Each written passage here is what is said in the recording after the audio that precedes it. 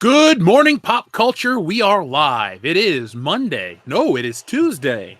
Can't speak. Sorry. It's Tuesday, June 18th, 2019. It's 8:40 a.m. and it's time to rock and roll with Good Morning Pop Culture. Now, it's going to be a minute till more people get here because today is a surprise episode. I know a lot of people like this show. I know a lot of people have missed this show. So I thought, what the hell? Why not give the listeners a surprise episode? Because life is good. And a lot of people have missed it. So let's start off with telling you exactly why the show's here. So on Friday, I was a guest on the Merry Mayhem 1,000 subscriber special. And after the show, we all hung out off air. And one of our listeners, the DJD show, said, Jeff, we missed the morning show. I can't tell you how much we miss it. And he went on and on and on. And I thought, you know what? I miss it too.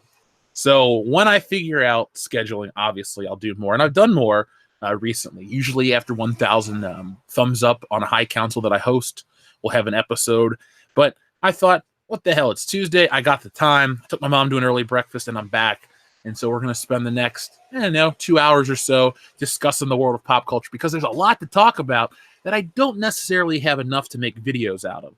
So we got some people here already in the chat. Let's see. Good morning to Aga, who was the first person here, or Agha. Also, good morning to Rujas, Samurai Vader, Random Nerd of Doom, M. Hampton, Fraud97, Etepicoian's Place to Be Review. Check him out. Amy Minty's back. Michael Collier. And Logan Michael. Anti-Funko Pop says, Pop Gay with a super chat. Well, thank you very much, Logan Michael. I appreciate the super chat. You know what else is pretty shitty? This rain. So I don't know where everyone's located. I mean, we are world-class bullshitters after all. But here in Cincinnati, we have had the wettest season on record, I believe. It rains every couple of hours. Now, normally I like overcast days. I still like overcast days. The sun sucks, to quote Beavis and Butthead Do America. I like overcast days, cool weather. But it rains all the time here. It's like we're in Seattle. Okay? Now, I'm not saying it affects my mood because that'd be a shocker for me. But my God, is it just constantly raining? It's like I went to breakfast. It started to rain on the way back. It'll rain in a couple more minutes. It's nonstop, and it just keeps happening. Hell, we're having landslides here in Cincinnati. So there's my gripe of the morning, if you will. I'm in a great mood. Not going to let that get me down. But seriously, stop raining, Cincinnati. Let's see. We got a lot of people in the chat now. There we go. Takeout Joe says this is his first time here on Good Morning Pop Culture. I must have said Good Evening Pop Culture. That's an idea I got playing around in the back of my mind. Good morning to Billy Ritchie. Hello, SK Live. Welcome to the live stream. Normally, our live streams are on Thursday nights. They're the podcast. We have a lot of fun, so make sure you don't miss out on this week's show because we have a lot of fun stuff planned. We have a big game, and it's something everybody's going to want to get involved with. I really can't wait for Logan Michael to play the game because it's something to do with numbers, and I really want to hear what that dude has to say. Well, how his numbers fall in line. Thank you, House of Malachor, for the very nice compliment. We got the Appalachian American, Mike Sidious. We got so many people. Wow. Okay, it is going to be hard to say good morning to everybody. John Paul, yes. Brie Larson has a brick face. Morning, Alpha Terranima. Buenos dias to you too, Hugo. Oh, Wilmar says it's raining constantly in South Florida. Well, at least you have, South Florida. South Florida's beautiful. Well, I like Miami. I don't know. That's South Florida, right? That's like is that the southernmost city? It's my favorite city in America. I always jokingly would say, I've never had a good time in Texas. Well, I've never had a bad time in Miami. It's like living in a rap video. Yeah, it's expensive, but when you go, you're going to have a good time. So good morning to everybody. Etepicoian's Place to Be Reviews. Thank you for your $1 super chat. And yes, Star Wars for Life is here in the chat. She's the moderator for today's show. I should have told her we were going to do it because she probably just saw, oh my God, they're going live over on Twitter, and she jumped in. So shout out to you. Thank you very much. And please heed her words and give us a thumbs up. Smash the like button. Simple request from a giant man. And Alec Munoz, thank you very much as well. Somebody's up in Columbus, Ohio. I hope it's not raining in Columbus all the time. That's all it does here. Now, the High Council, for those wondering, folks, is on Geeks and Gamers tonight. I'm next week. And of course, I will make the deal. 1,000 thumbs up, a Good Morning Pop Culture next Wednesday. So 2 weeks in a row for a Good Morning Pop Culture. Let's make them big. We got all kinds of stuff to talk about today. So first off, Logan Michael, Anti-Funko Pop, says, I picked up my Mattel Batmobile from eBay, LMAO. I got mine from the Mattel site, but it's on back order. So I hope that we can make it happen.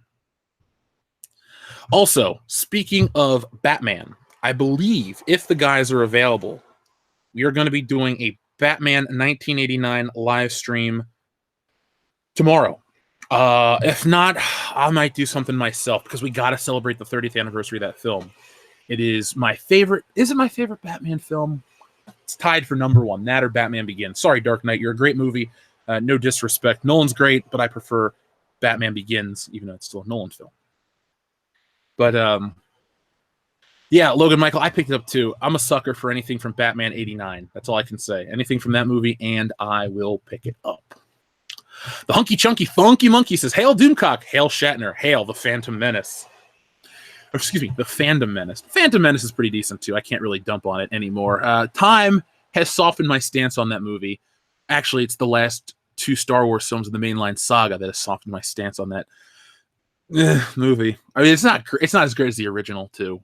It never will be. It's not as good as Return of the Jedi. It's not even as good as Revenge of the Sith. But it's better than Episode 2, 7, 8, Solo. But Rogue One, I think it's better. I gotta watch Rogue One again. It's been a while. I really enjoy the movie, but it's one of those films I know I like, but I don't want to watch at all. It's not like the original Star Wars. I could watch it literally every day and not get bored of it. It is perfect to me. I love Star Wars. But yeah, to bounce off of the Hunky Chunky Funky Monkey super chat, so Doomcock had originally been blocked by William Shatner. I didn't follow the story, but I saw William Shatner tweeted at Doomcock and said, if you can raise $1,000 for my charity, I'll unblock you.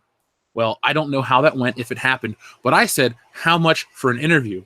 So I was serious. I thought, the Phantom Menace, we could raise $20,000 to get William Shatner on the show, donate it to charity. It'd be a big thing.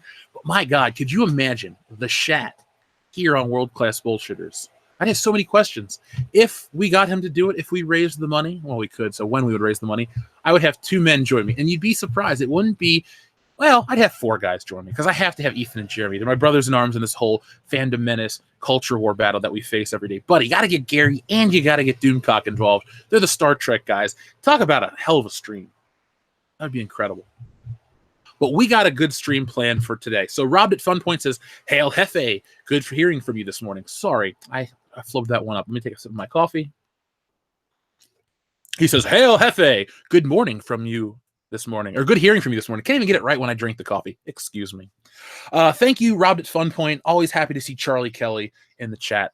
I really miss It's Always Sunny. When I'm working on more pages today, I think I'm going to pop on season. Is it season 7 is Fat Mac? I like Fat Mac season. It's a guilty pleasure. People shit on it. I think Fat Mac High School Reunion is a great 2 episodes, especially when Dennis flips out. I had like a moment of like I was by myself and I got mad at something. I had a Dennis moment and I went, whoa.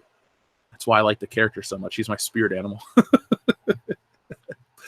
Night Jedi 666 with an awesome icon. Thank you very much for your $1 super chat. Klaus Torque says, good morning, a swig of coffee for the early man. Well, thank you, Klaus Torque, for your $2 super chat. Always happy to see that Red Ranger helmet. And finally, E-Temple Coins, a place to be review. Thank you very much for your $1. Okay, Gentleman Trout, shout out to you two. You get It's Always Sunny in Philadelphia. I want to say it's my favorite show, but it's my favorite sitcom. My favorite show is a 2-way tie between the Twilight Zone. It's the Twilight Zone, then Miami Vice, then It's Always Sunny. Those are my 3 go-to shows. I never get tired of any of them. Fantastic across the board. But let's talk about Brie Larson. I know. You're thinking, what else is there to say about Brie Larson? Well, a lot. Now, I'm not going to try to make 100 videos like Ethan or Jeremy because I'd rather I think I made 8 or 9 videos. And one of those got 2.1 million views, and not a single one got below 150,000 views. Hell, the highest was 2.1 million. The lowest was 150,000 roughly, but the other ones were in the 2s to 7s. So Brie Larson was a hot topic. That's the only thing hot about that woman. The shit she says gets a lot of traction in society for some dumb reason. And my favorite thing about Brie Larson at the end of the day is how inconsequential she was to Avengers Endgame. You know, Kevin Feige and all those people in Hollywood and the Disney execs and the Marvel execs, basically, they were like, oh, she's so great. She's the future. She's this, she's that. She's not even in the damn picture. So from now on, folks, go with your gut. If you like a hero, support that hero, make them popular. Captain Marvel is nobody's favorite hero. Now, I say these things because Captain Marvel, this version, Carol Danvers, has been out for 7 years. If a little kid likes the character, never make fun of a little kid for liking their stuff. They're little. You know, when I was a little kid, I thought, what did I like as a kid? And I'm embarrassed to say I liked as an adult. Well, I would say Pee Wee Herman, but I'm going to go meet Pee Wee Herman in September, and I don't care. Pee Wee Herman was awesome. I loved that show. I had the Playhouse toy set. Here's one thing most people didn't have. I had a scooter, like a full-sized, well, for kids, Pee Wee Herman scooter. And I used to stand on it in front of the TV and watch the show. So I don't know what my equivalent is, but Captain Marvel, she won an award last night at the MTV Movie Awards, the Oscars of cable. Yes, the MTV Movie Awards. Basically, one big commercial for Twilight through the mid 29s. I don't know. How do you list 2009, like the late 2000s? Because is the whole millennium the 2000s? Are we in the 20 teens now? I don't get it. But anyway, from about 2008 to 2011, Twilight was just it, and I hated it so much. It was so gross. But let's use that as a quick example. Twilight was a franchise geared at women. I don't remember dudes getting all up in arms. Well, the guys are too lame or this or that. Nobody cared about that. But when it comes to superhero movies, well, the shoe's not on the other foot. They want to complain. They want to do this. They want to, mold it to their liking. And I say, let people that like it, and everybody's welcome.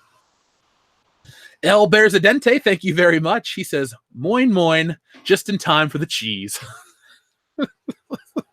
Well, I'm glad you're here this morning, dude. I'm glad you're here. Well, for you, it's the afternoon. What is it? 1:52 in the afternoon? It always blows my mind to think that there are people, it's like, I'm on my way home from work right now. I think our friend Gerhardt told me, like, I used to listen to your show on the way home from work.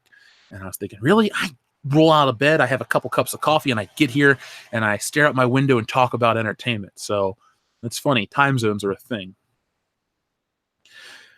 But back to Brie Larson winning her MTV Movie Award for Best Fight. Now, this comes from Entertainment Tonight, ET Online. And you're thinking, Jeff, ET, they suck just like E. Well, they do. But I want to give a quick shout out to ET Canada, because there is a man by the name of Roz Weston who is the most honest reporter in the media. Look him up. We talked about him last year in regards of Solo. We've talked about him. He's aware of what a shill is. He's very honest. He's not afraid to go up against Disney, and I respect him for that. And just to clarify, you don't have to dislike Disney and actively say it publicly to make me, that's not your, that's not your anti-shill card. But when everything you say in regards to Disney stuff is amazing and perfect, well, I get a little weary, if you will.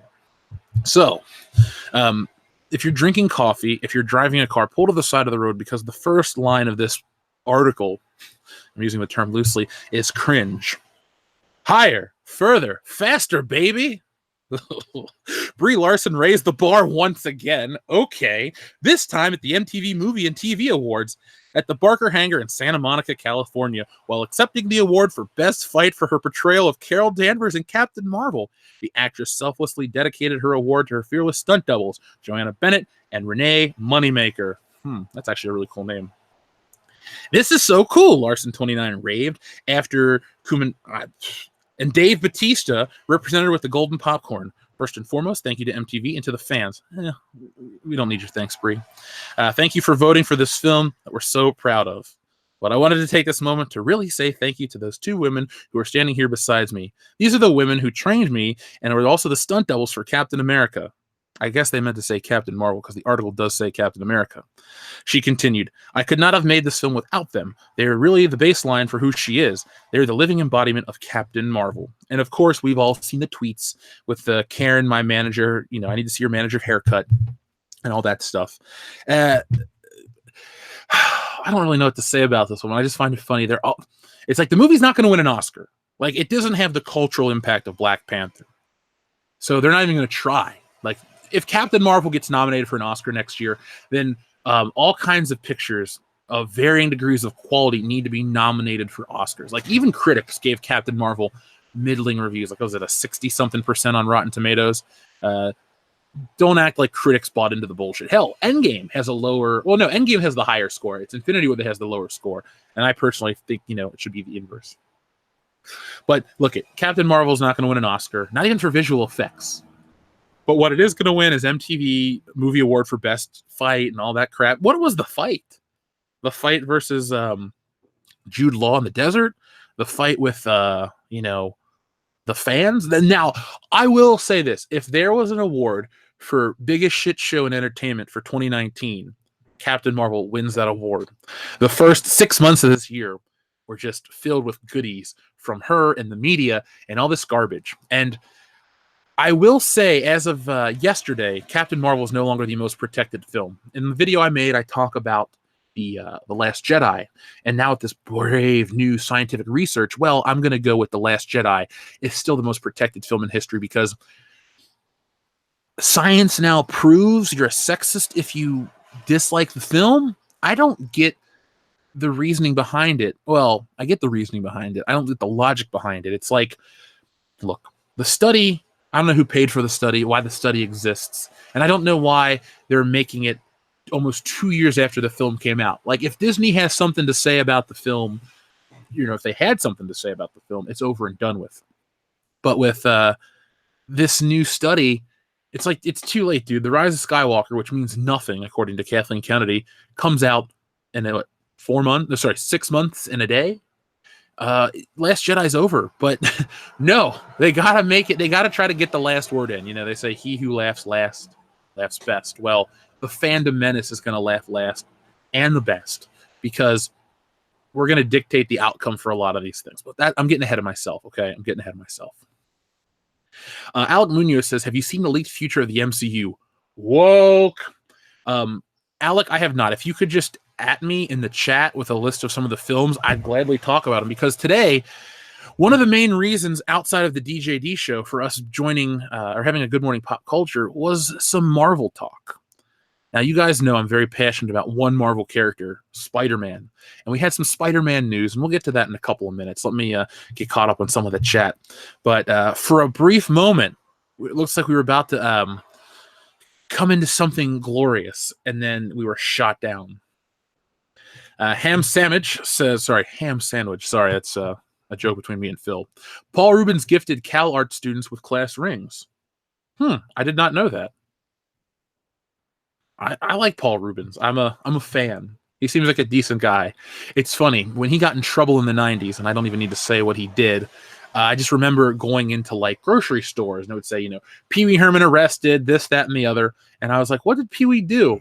And my mom made a point to tell me and make sure everyone told me that Pee Wee got in trouble for showing his underwear to Miss Yvonne.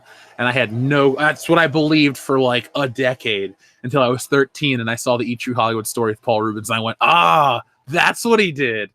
And I was just like, okay, whatever, shit happens. But yeah, cool.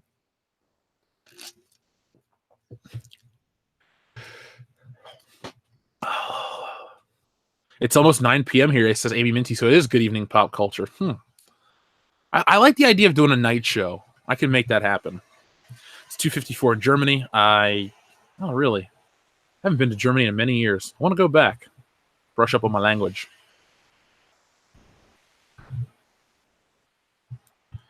Kenny Power says, it's sad to say Halle Berry is 52 and she looks way younger than Brie Larson.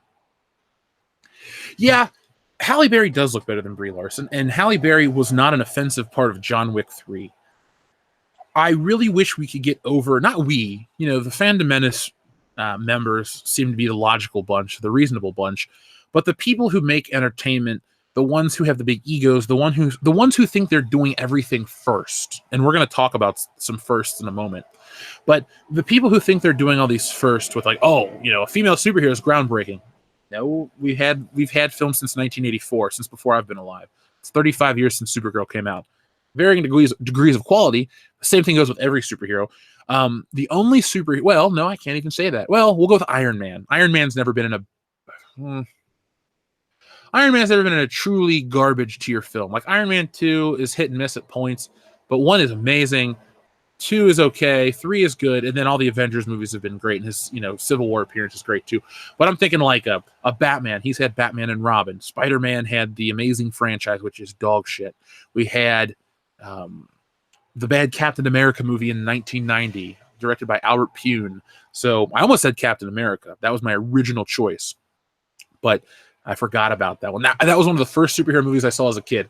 I grew up on Batman, watched it all the time, but I was a Marvel fan. So I would watch the cartoons. I believe I had the Spider-Man game by the time I saw Captain America the movie. And I'm talking the Spider-Man game from the 94 cartoon. So this would have been about mid 95. So Batman was kind of like my main jam, and then Spider-Man was right up there too. But Batman had movies and more toys. Spider-Man had some toys and the cartoon. That's neither here nor there. That movie is terrible. And when we get to new stuff like Halle Berry and John Wick 3, she's not like a female action hero is not a big deal. We've had them for decades. And she did a good job. She's in the movie, she tells her story, and she leaves. There's nothing about, I need to prove myself. Or it's not heavy-handed, to quote Dion. It's very well done. And I'm not a Halle Berry fan, but I like her more now than I used to, because I was like, that's refreshing. I thought they were going to make her whatever, but they didn't. Thundercats Ho says Captain Marvel never really feels like she was originally designed to be an endgame. All her scenes could have been done by someone else or easily altered to fit. Now, I live by the theory that she was in the film more and they cut her out because she doesn't feel at home in Endgame at all.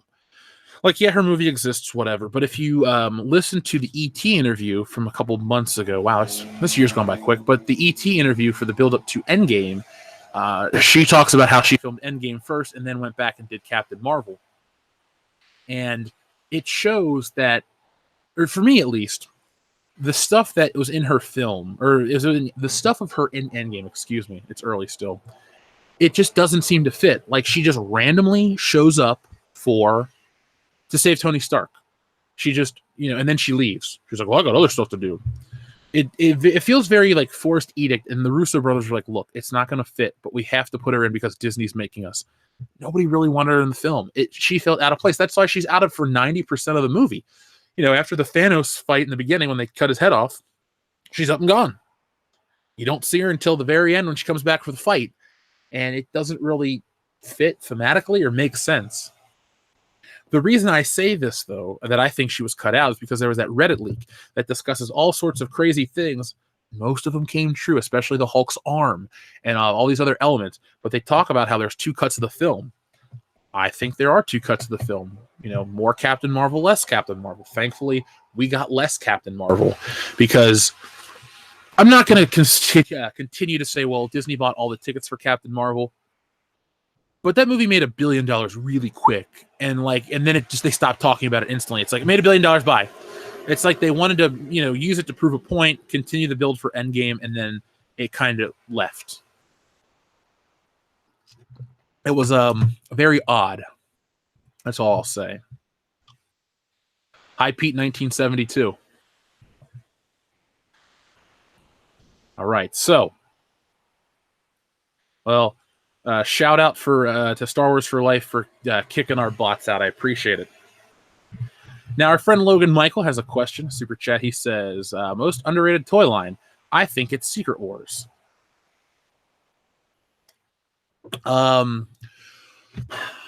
Secret Wars was before my time, so I don't really have much love for it. I know the Kenner Superpowers line was bigger, and I think better. More articulation, better sculpts, bigger toy line. It's weird. I read an article the other day, Logan Michael, from Jim Shooter. Now, if you don't know who Jim Shooter is and you're a Marvel fan, look up Jim Shooter. He was the editor-in-chief, late 70s, good chunk of the 80s, I believe. He came up with, creators' rights. Well, he didn't come up with it, but he, pushed for creators' rights and back-end royalty deals and stuff like that. The guy may have rubbed a lot of people the wrong way, but at the same time, he really did a lot for comic books. And the 80s is the best decade for Marvel, in my opinion. I've actually been sitting down maybe 2 or 3 issues a week, been reading old 80s Spider-Man comics. I got to the issue where the Hobgoblin first appears, which I've read probably a dozen times. I have the issues. But it's a really good run. John Romita Jr. is the artist. His dad inks him. It's funny.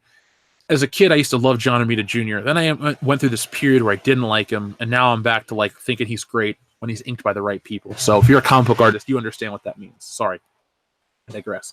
But Jim Shooter in this article said how in the 80s they almost got DC Comics like to publish the books because DC was losing money but making a lot of money from merchandise. And Marvel was making money from publishing but barely had any merchandise, maybe just Spider-Man. So to me, that is why the toy line Secret Wars is what it is. I don't really have anything bad to say about it. Underrated toy line. Trying to look at my shelf and see if there's anything that I love that doesn't get the love it deserves. Unpopular opinion, Logan Michael. I'll say James Bond Jr. had a damn good toy line. If you don't know what that is, look it up because it had him, the bad guys, cars, motorcycles, scuba cycles, all kinds of stuff. It was a pretty cool toy line. Crash Dummies was a good toy line too.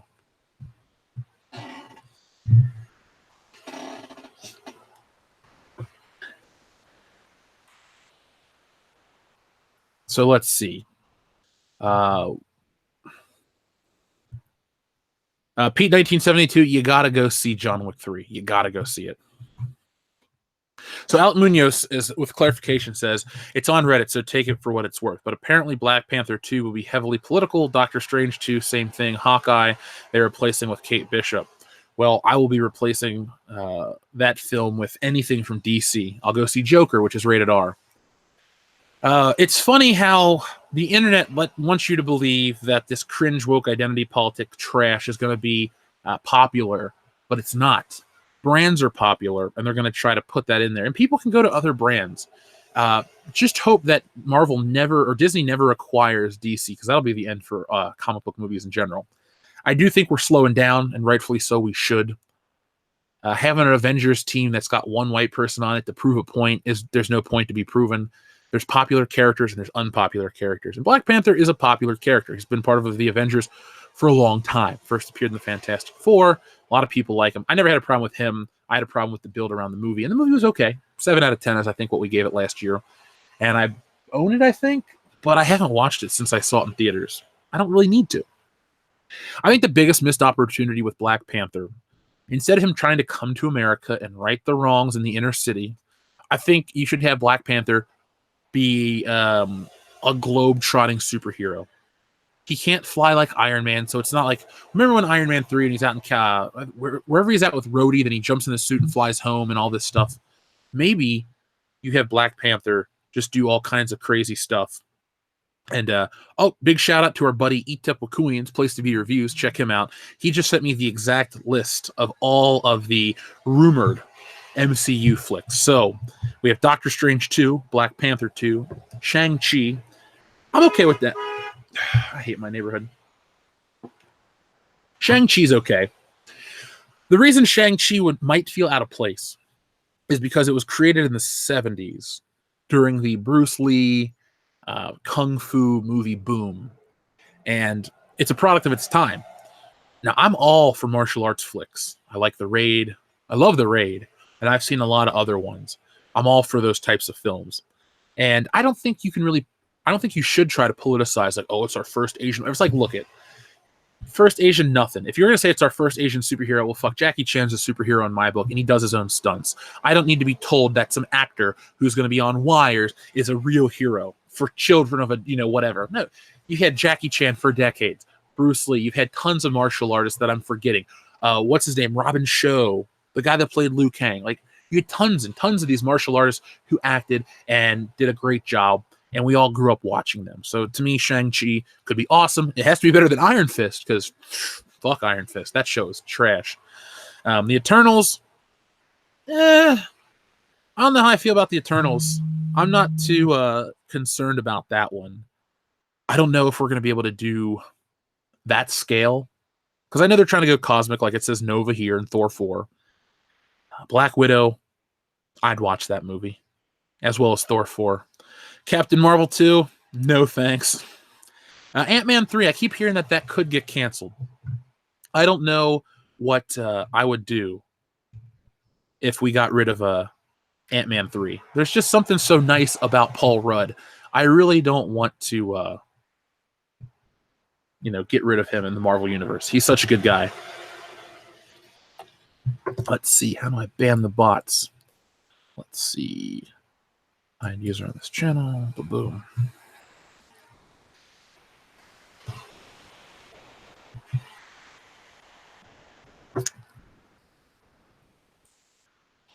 Okay, sorry. I was trying to take care of some of these bots. They didn't pop up on the podcast the other night, so shout out to Jeff the Iron Wolf. Thank you for your $1 super chat. We appreciate it. Or I appreciate it. Okay, it looks like we're all caught up. Reality's Frank says, I'm really liking the new format on the standalone videos. Well, thank you, Frank. I wanted to try something different to spice it up. I didn't really see a decline in views in terms of like what people like. I just wanted to do something different. And honestly, it's to speed up the process, because when I don't have visual gags or puns, I just put myself there and, people can see what I look like. That's a drawing from a comic book, fully colored. And it's a quicker way to get stuff done. So thank you, Frank. Yeah, Joe, I'm surprised MTV's still around as well. I actually liked James Bond Jr. Dude, James Bond Jr. got me into James Bond proper. So I'll always have a special place. It'll always have a special place in my heart. I had both video games for the Nintendo and Super Nintendo. I had a Halloween costume. I'll never forget. I took piano lessons as a kid. And my mom, we had lessons on like Halloween. And they let you dress up. So I went in my James Bond Jr. costume. And it was a dumb costume because it was like a vinyl bodysuit. It had like blue pants, and then he was on the chest. It was like a Ben Cooper costume, I think, and it had a mask of him, and it said James Bond Jr. across the chest. And I went to sit down, and it ripped in the pants. So what I did that night is I went home and I got a pair of jeans. I think my mom bought me a red T-shirt, and then I had like this fleece jacket, and I put that on with the mask, and I had a better James Bond Jr. costume than the licensed James Bond Jr. costume. So yes, I love James Bond Jr. No shame. Watched it all the time as a kid. Have I watched it as an adult? No, not really. I have good memories of it. It's very 90s. I remember everyone had mullets and fucking high tops, but one day we'll go back and watch it, and I'll let you guys know. I'll let you guys know.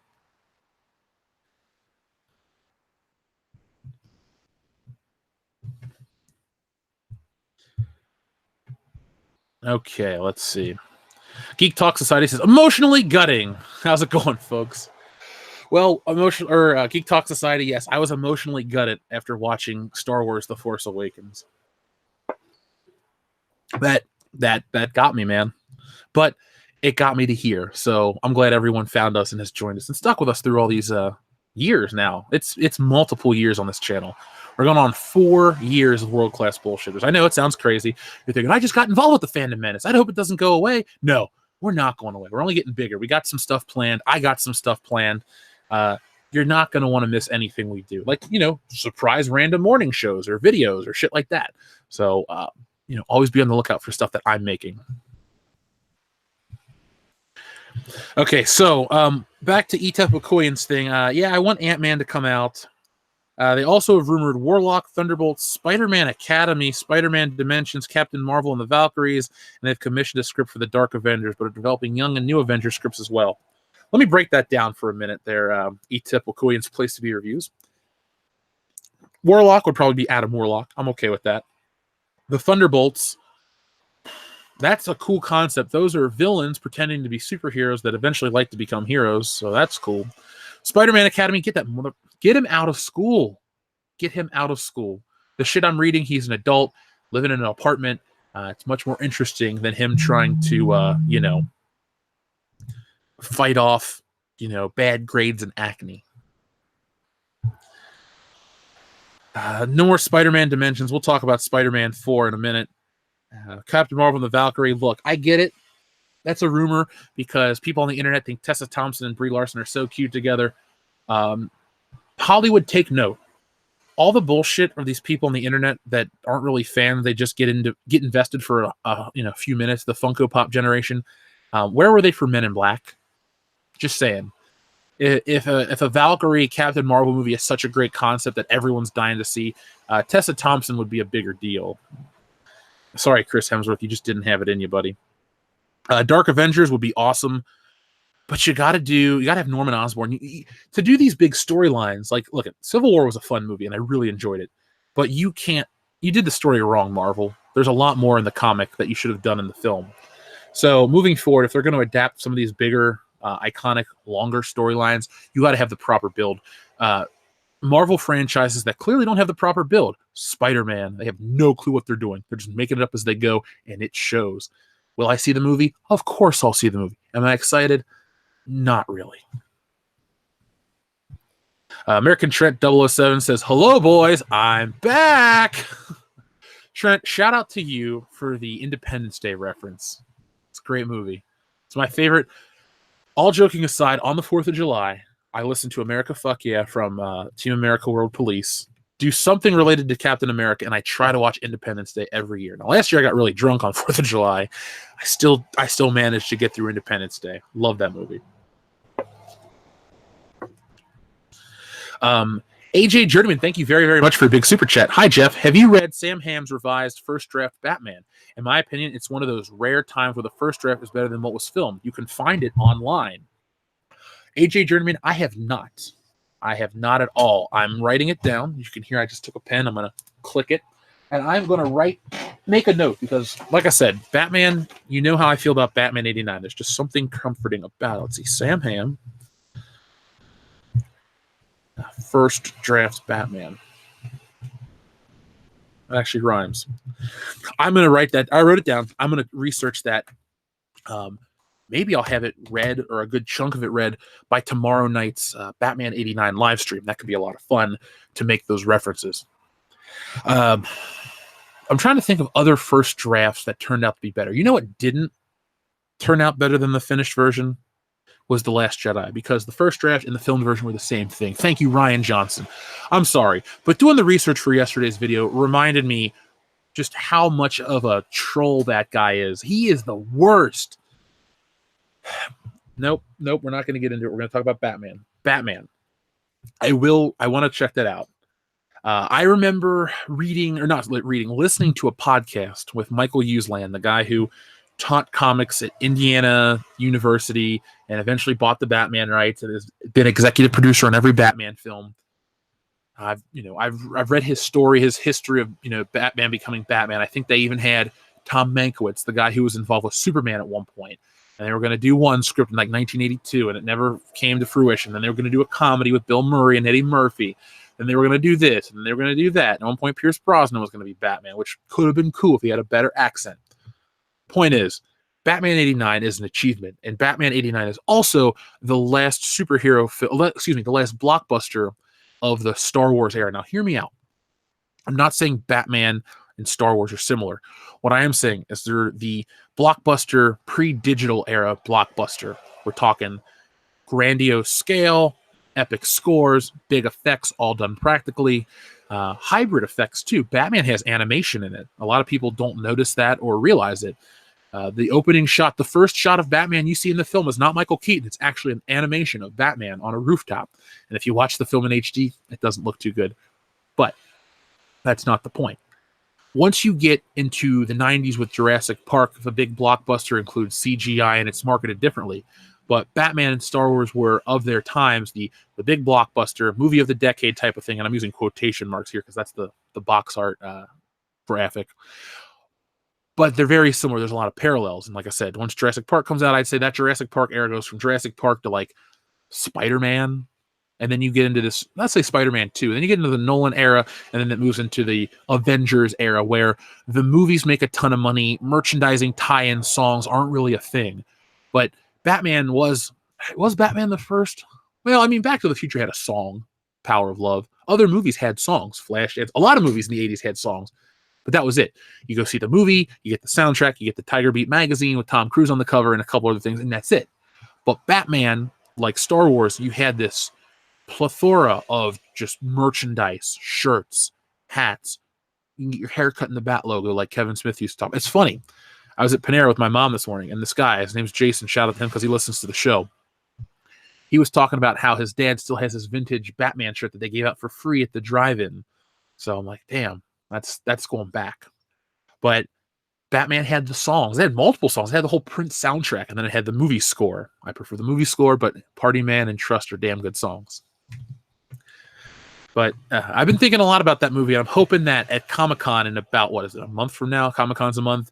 Mattel and DC really milk the hell out of Batman 89, because I'm a sucker for that movie, and I probably buy everything they make. So AJ Journeyman, though, it is written down right here. Sam Hamm, first draft Batman script on my other computer. I'm going to check it out. Thank you very much.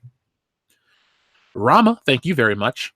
Your opinion on Downey Jr. supposedly wanting Ironheart in the next MCU phase. Never really liked how they introduced Ironheart in the comics.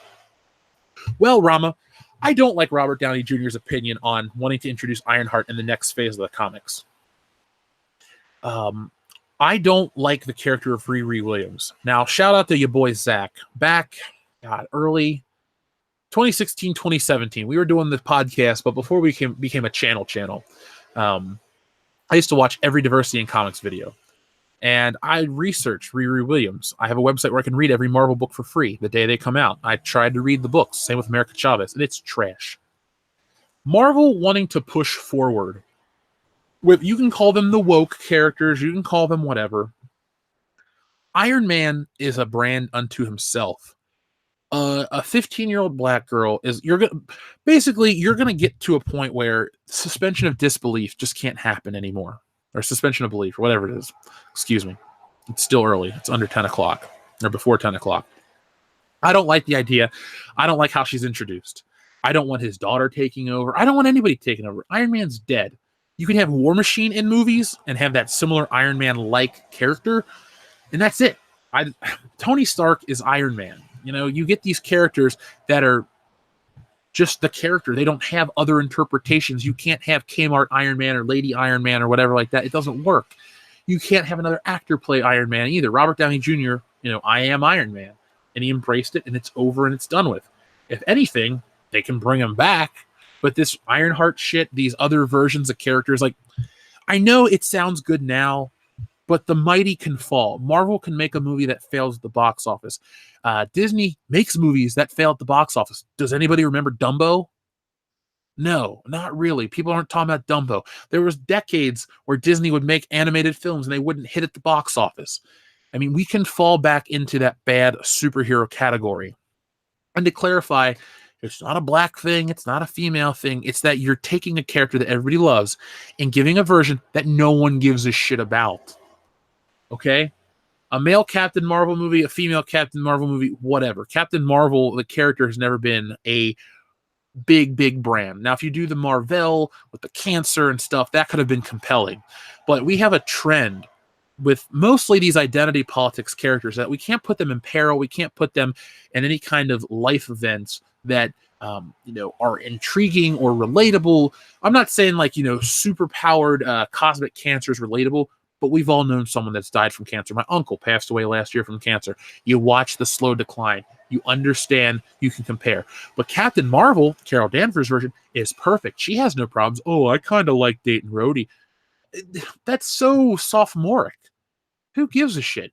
Give these characters some meat. Give these characters something to really, really struggle with. Like, perfect example. I'm reading the Spider-Man book, and Spider-Man needs money to pay the rent because he had just come off of this, I don't want to say case because he's not a detective, excuse me, but he was working for the Bugle, obviously, and him and this guy, Ben Urich, the black dude from Daredevil that got killed by the Kingpin, he and Ben Urich were working together to get the scoop on this guy named Nose Norton, who was an informant for a mafia thing. So anyway, they go down to the docks. They go to shoot to meet Nose Norton. The tarantula attacks. Nose Norton gets shot. Spider-Man goes back. He's like, I got all the photos. They're going to be great. Blah, blah, blah, blah, blah. There's a $1,500 bonus. And this is like 1982 money, so $1,500. Still to this day, still good money. Anyway, he goes back. The photos are blurry. The Bugle can't use them. Spider-Man still broke. Heartbreaking. The next thing, it still connects this Nose Norton to a big international conglomerate. He gets more photos of this lab. The radiation ruined his film. Like, just little bitty things like that. Like, you always want to see your characters fight, to struggle, to do better. Because then when they have that big payoff, when Peter gets, his teaching job, or he and Mary Jane get married, it's this big event, and it's like, okay, cool. But life goes on. And like in real life, there's no happy ending because it never ends until you're just dead. You know, you can get married and be very happy and have a great marriage, but it's not like everything else just like stops and it's that one idyllic sense of, you know, perfectness. New Marvel characters have that problem. A lot of new identity politics driven characters do that because these people that create them, the people that have the desire to implement those types of characters on screen, we'll just say screen because TV is a screen too, they've never really struggled. They just bitch and whine until they get what they want, and that's how it works. Don't buy into it. That's all I can say. So Rama, I know that was a really long way of answering your super chat. I apologize. But I am not an Ironheart supporter. I am not a supporter of a Jean-Paul Valley Batman. I'm not even a supporter of a Dick Grayson Batman. You know, I want Bruce Wayne. Only Terry McGinnis would I buy into because of Batman Beyond, but that's a whole nother can of worms that I'll gladly get into because I love that show. Love that show. But thank you very much, Rama. Pete, 1972. I'm all about it, man. This whole first shit, and you're gonna be surprised. One of our listeners on our Facebook group sent me a Cyberpunk 2020. It's like a game, and it talks about. It has these eerie firsts. Now, I'm pretty sure these are just screenshots from the game book manual, but I'm going to read them to you in a little bit, and you're going to see some chilling similarities to where we live today. I hope it's legit. That's why I'm not making a video. We're going to talk about it here.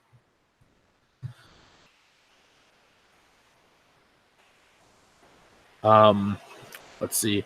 Do I buy the theory that Ditko ripped off his Spider-Man costume from a Ben Cooper design? Well, Didgeridoo Duke, I have heard that before. Shout out to you for knowing what that is. So I have heard that. I have seen the images. I don't know. Maybe he could have. I'm one of those people that while I like and respect and love the old comic artists, people swiped, people copied, people did whatever. It was a different time. Could it have happened? Maybe so. I'm not saying Ditko is perfect. There's also a lot of confusion with the way old comics were done. Like Jack Kirby swore that he created Spider-Man with Joe Simon, but it was a different character called Spider-Man. So there's all these different things that go on.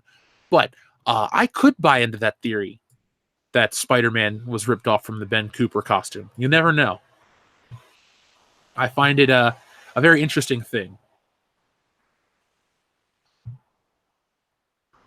Oh, let's see. Oh, sorry, the chat jumped. Crap. Sorry, guys. Okay, there we go. Now we're back. Alec Munoz says, with the MCU going multiverse, nothing has any consequences. Iron Man is dead in this universe, but alive in another. Thanos won in another. None of it matters. No ramifications or consequences now. I get it. Believe me, I get it. I don't like that there are no consequences. And look at the multiverse thing.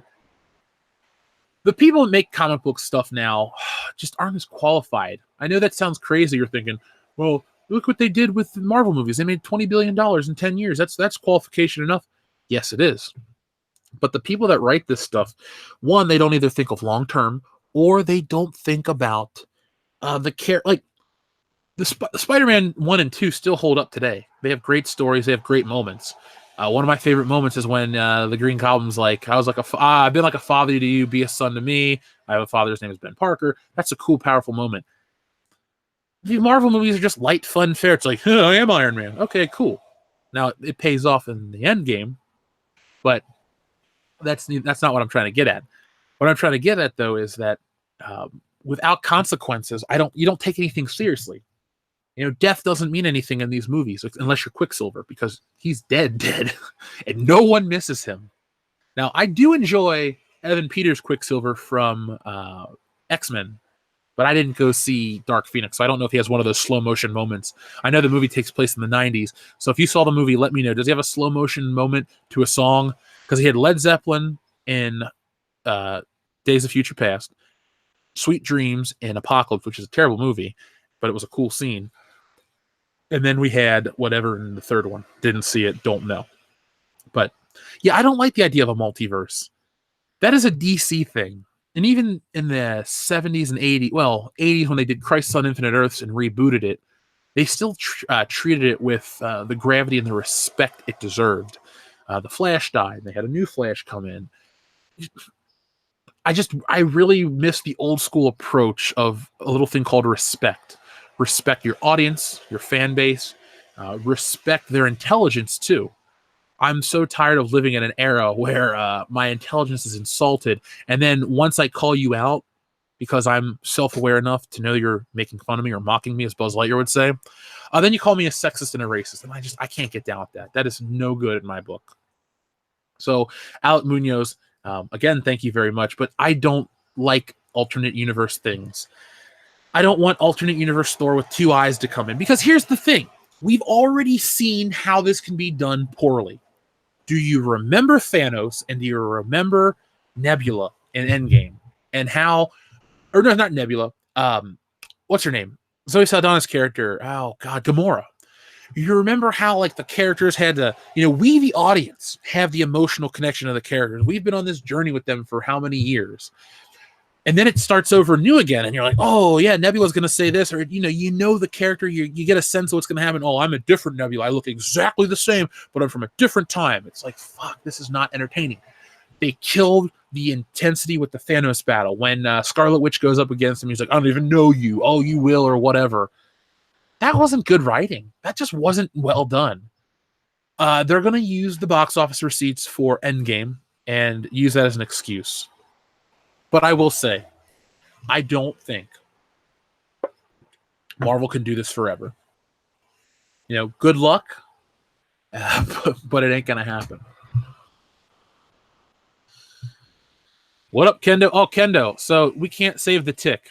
I know you're sad, but Ben Edlund said that it's dead, and it ain't going to happen. Rama says, really? You'd watch the abortive Independence Day too? Oh, I haven't watched it, and I won't watch it at all. No Will Smith, no watch. In my next video, I'm not going to give you too many hints. My theory is, or my thesis is, if you have a Will Smith property without Will Smith, it's not going to make money. It's proven true. Will Smith is great. Box office gold. King of the summer in the 90s. Loved his movies. He did the song, the movie tie-in, sometimes the fast food crossover like Burger King with Wild Wild West. I had those sunglasses. They were awesome. But then you get lazy and you try to make these movies without him. It just doesn't work. Clearly, AJ Journeyman knows his Batman stuff. So shout out to you, too. He knows the Tom Mankiewicz script. AJ Journeyman, keep listening to the show. One of these days, we'll have to have a conversation about Batman scripts and just Batman in general.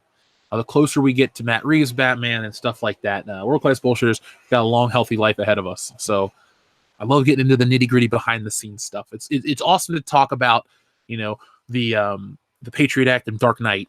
That's fine. We've exhausted it before, in my personal life at least. But it's nice to be able to have a conversation with somebody who knows who Tom Mankiewicz is, first off. Secondly, unmade Batman stuff. Unmade anything. I love it. Mr. V says, morning, Jeff, at work. Just wanted to say hello. Well, Mr. V, thank you for your $2 super chat, and good morning to you, too. Hopefully work is a breeze today, and you get home, and it's not raining when you get home. Secret Rebel, you only missed us talking about how Captain Marvel won an MTV Movie Award for Best Fight. Now, if you're listening to this, you're thinking, major award? That's not MTV. Major award is a reference to A Christmas Story. Don't you remember when the dad, the old man, he's like, I won. It's a major award. It's the most beautiful thing I've seen in my life. It's a bowling alley. I think they're going to say about bowling alley. Well, you could send the deed, just it's a riff on that. So if you're listening in the future and you're thinking, MTV's not a major award, Jeff, I think you're overestimating their value. No, I'm very aware that MTV is dog shit. Lewis Thompson, thank you for your super chat, sir. Hey, Jeff, just got off work. Is GMPC coming back? Well, not every day. This was I'll tell the story again because we have more people listening than we did in the beginning. One of our listeners, the DJD show, said to me, I really missed the show. And so I was on a stream with Mary Mayhem. She hit 1,000 subscribers. She said, Jeff, when I hit 1,000, can you join me? She gave me a date, plenty of time in advance. I said, sure, I'll make it. So I was there, Midnight's Edge. Jeremy was there in the beginning. We had all kinds of great YouTubers. And then after the show went off the air, I hung out with him for a little bit, just to shoot the shit, let him talk, hear what was going on. And the DJD show goes, I just want to tell you, I missed the show so much, how much it meant to us. And it stuck with me, and I thought about it for a while. So here it is today. The way the scheduling works, no, I can't do it every day just yet. I want to. I love doing it in the summers, getting up early, It's nice and bright out. Have a couple cups of coffee, talk about entertainment, entertain you guys, have a conversation. But that's what's going on for right now. I still got to make videos and finish, all the artwork. So thank you very much. I don't know where Mary Jane Watson is, SM or S4NS. I'd like her to come back. I'm a fan of the character. Pete 1972 says, Jeff, you are my number one guy. Sorry, I had to do that. That's okay. Don't apologize. I'm just glad you didn't go Jeff Gunn and then shoot me in the stomach like Bob. I think that is like one of the worst parts of a nearly perfect film. Like, I love Batman 89, but I hate when Bob gets shot. It pisses me off so much. Ricardo Guira, thank you very much. Will MCU tackle the 5-year issue or gloss it over? In Spider-Man, Aunt May wasn't snapped, so in a short period of time, she's lost Ben and Peter. I think that would be great drama to explore. Ricardo, I think we will not explore that. It'll be mentioned in the first couple of minutes, and then it'll be back to Spider-Man swinging around on his cell phone to some shitty song from the deck. Well, actually, I can't say shitty because I like Blitzkrieg Bob. I think it's a pretty good song. I wouldn't call myself a huge Ramones fan, but I respect them. Point I was trying to get at. I don't think they'll tackle that at all. This is not the Sam Raimi trilogy. This is not... I don't even know who directed it. I think his name is John Watts. I don't know anything else he's directed. But this is not a Spider-Man series directed by someone who loves the character, by someone who has weight and power in Hollywood. This Spider-Man iteration is basically a movie by committee. It is controlled by Kevin Feige and those in charge at Sony, and Spider-Man is the child of a divorced family. He's spending time with dad, spending time with mom. When he's with mom, we get into the Spider-Verse. When he's with dad, we get at Homecoming. I like Spider-Man involved in the MCU. I'll admit I didn't get really teary-eyed at any part of Endgame, but the part that I went yes and kind of got excited for was when Spider-Man popped out of the portal from Doctor Strange. I will say, though, the minute he took off the mask, that feeling went away. I don't know. I guess it was just the costume, and to see Spider-Man back, I was very happy. But then it came off, and I went, whatever. But I still liked the movie. I'm not here to bitch. But specifically to answer your stuff, I don't think Marvel has the ability to make Spider-Man a heavy character like he is. There are issues where the story ends with him walking off into the distance crying. That's the first issue. Amazing Fantasy number 15 ends with him crying and walking away into the horizon, and it's nighttime, the moon. It's, Spider-Man, his life is a tragedy. We live in an era where it's Deadpool light. Now, I like jokes. I like Spider-Man being fun and funny, but you got to do it right. And when you've taken the character who's meant to be this great tragedy, this drama, and you've turned it into a one-note joke that you think... the most basic people in the world are going to enjoy, I think you take away what makes the character great.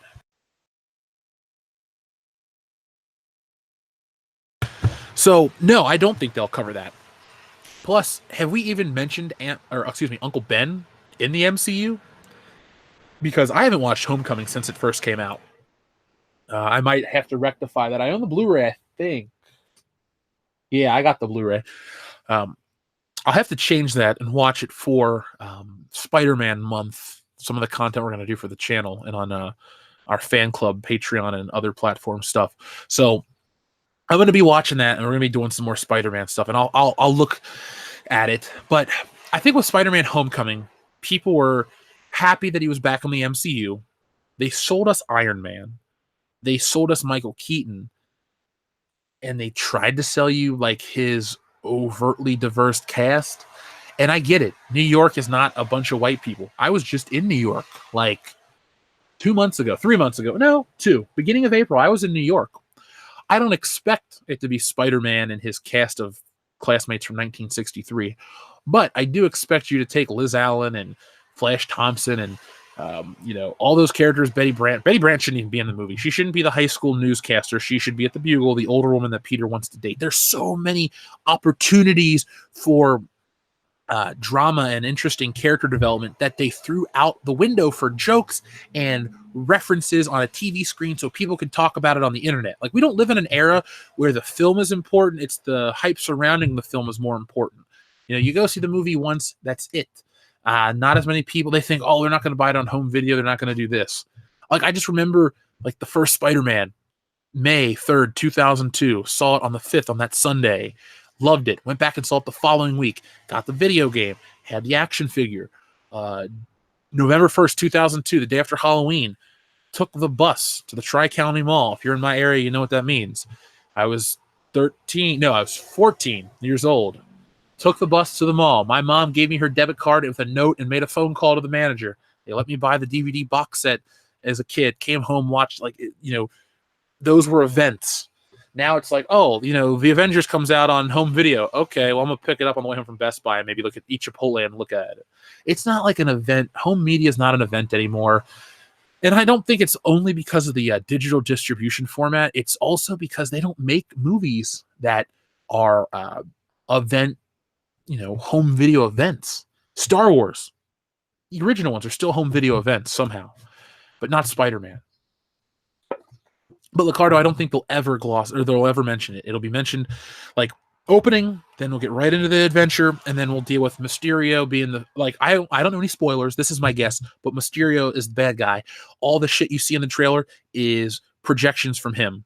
There's no Hydro Man, there's no Molten Man. That's not real. That's all Mysterio stuff. Now, if this movie was all one big elaborate dream sequence or some shit like that, I would instantly make this my favorite Spider-Man movie. If they pulled the old trick on everybody and you think, oh, you're going to get the Spider-Man movie, this, that, and the other is part of the story, and then it's all one big, like, you know, Mysterio-induced dream, that would be cool because you never would see that coming, and I would have so much respect for them. But they won't, because it's going to be like, you know, Spider-Man saves Zendaya, and she makes some snarky remarks.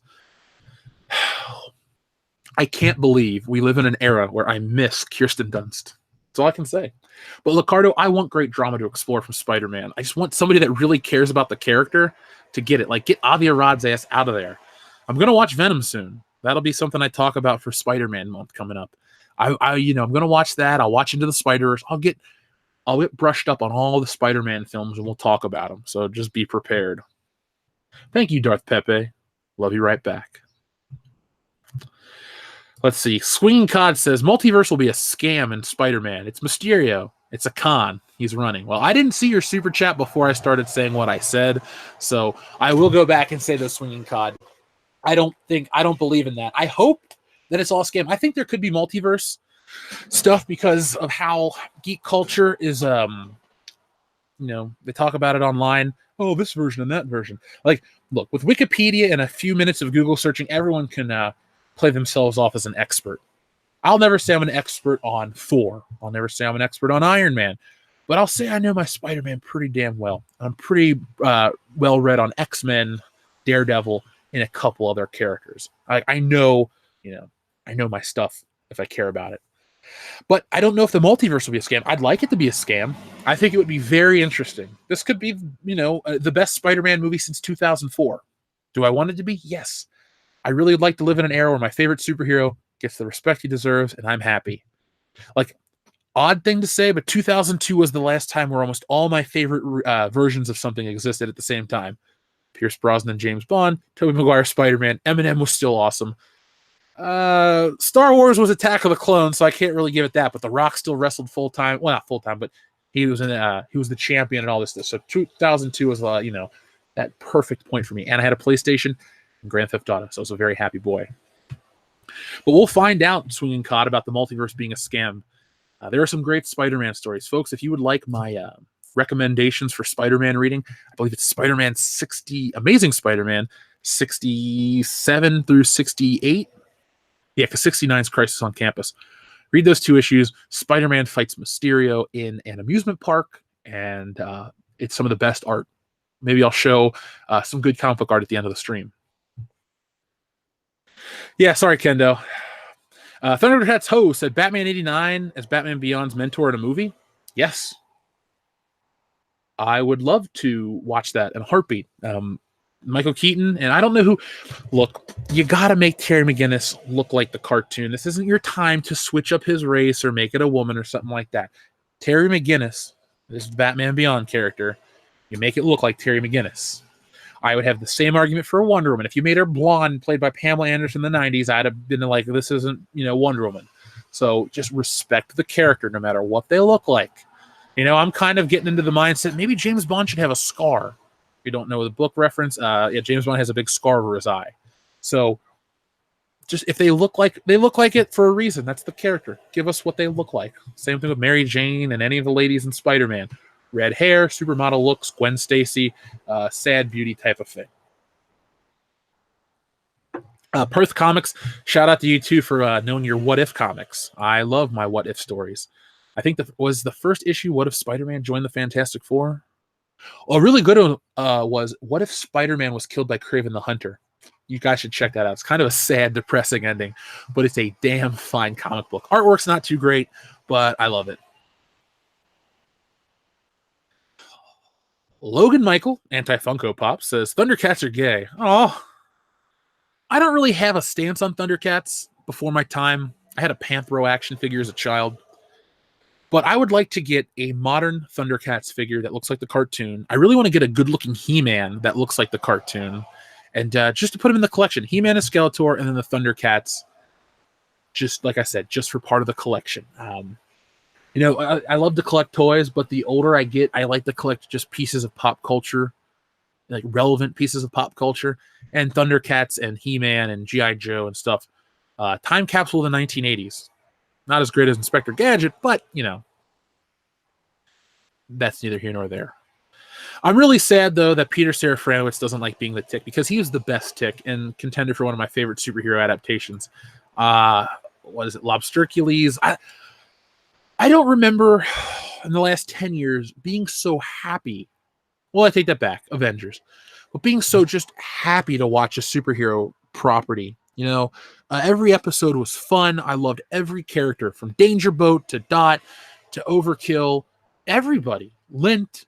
There was not a poorly cast character in the Tick. The costumes looked great. Loved every minute of it. If I ever met Peter Serafinowicz, I'd be like, man, you were the best Tick. I know you hated the suit, but you were just great. And they upgraded the suit for season 2, and it looked even better. It's sad. I tried to watch the Patrick Warburton stuff after the Tick season 2. I can't. My Tick is Peter Serafinowicz and then the cartoon, but I gotta watch that show. It's pronounced Fragile. It must be Italian.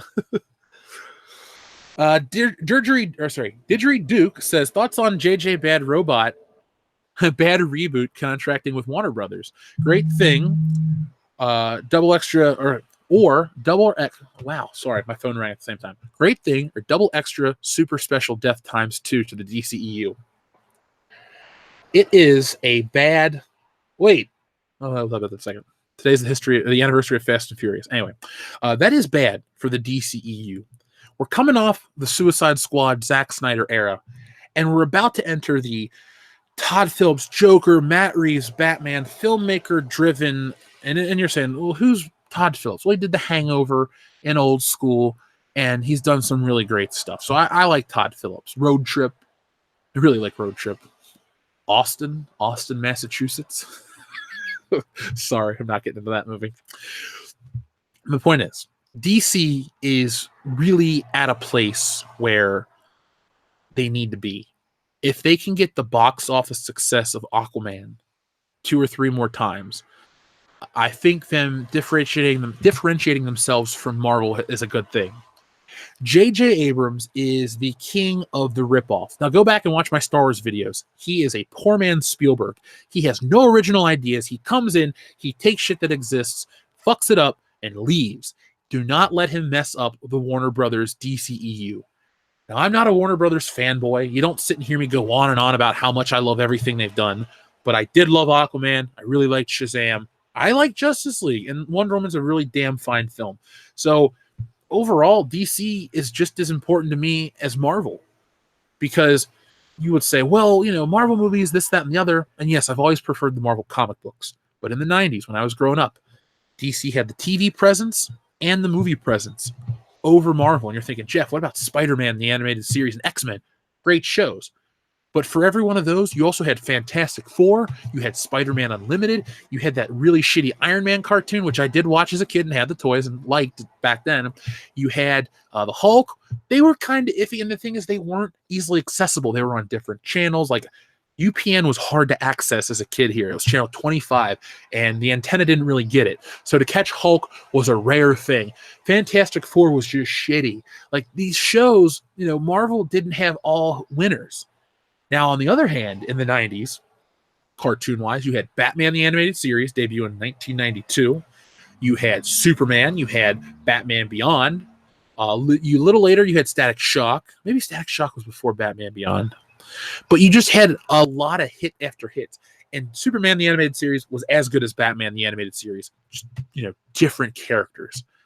I don't want JJ coming in there and ruining it. I want them to be different, Marvel and DC pronouns, but I also want J.J. Abrams as far away as possible, because we saw what he did with Star Trek. He ruined Star Wars. And the thing is, in Hollywood, if your name has a lot of power, you can make changes arbitrarily and no one questions you because you're J.J. Abrams. I think he's full of it. I want to meet him one day. I want our channel to grow so big. I want to be able to take our own comic books that we're making, turn them into properties, and get a presence out west. And I'm not going out there with a vengeance to tell JJ off. But if he ever got involved with any of our projects, I'd be like, no, I think this is a bad idea, and I'm not going to buy into your hype and bullshit like everyone else does. I hate your ideas for almost everything. So, sorry, that's a long, long way.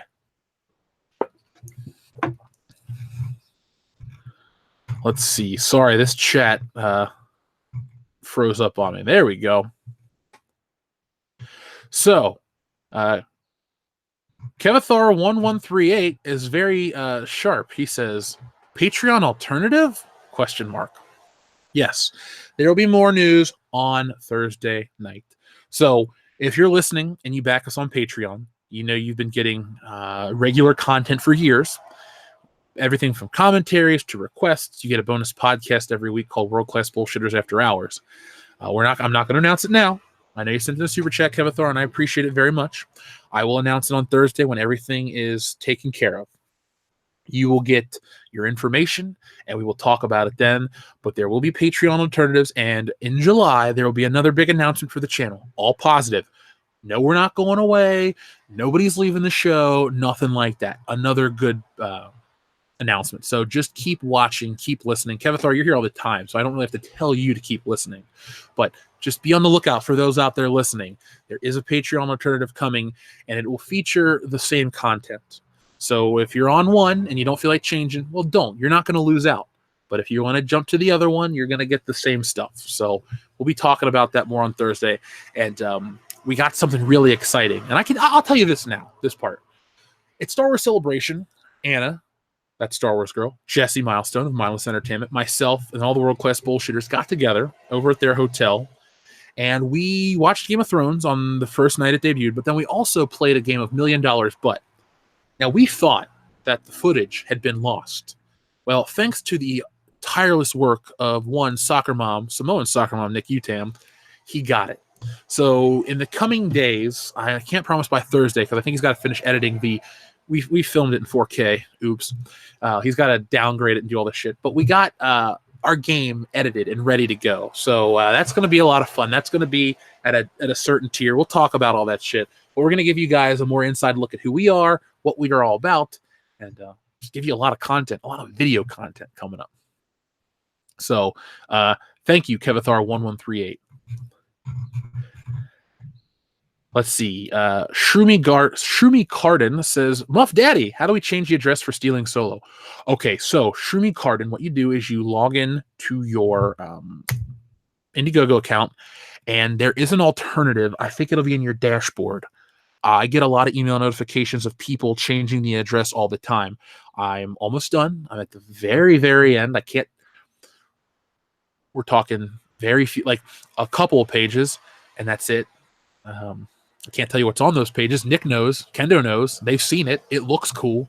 I'm very proud of the last page I finished. The next one's going to be just as good, and we're almost at the end of the story. and I really can't wait to show it to you guys because we're gonna have a lot of fun, and there may be even more coming from us sooner than you think.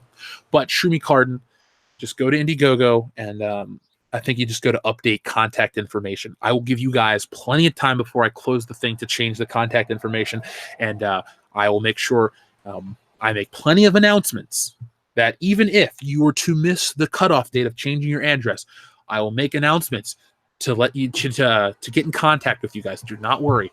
Nobody will miss out on a book. Nobody will miss out on a book. And I stress the word book because I looked at the page count, and it's going to be like the 30 Days of Night graphic novel size. So it'll be an actual graphic novel now, not a comic book, graphic novel. Hope you guys like it.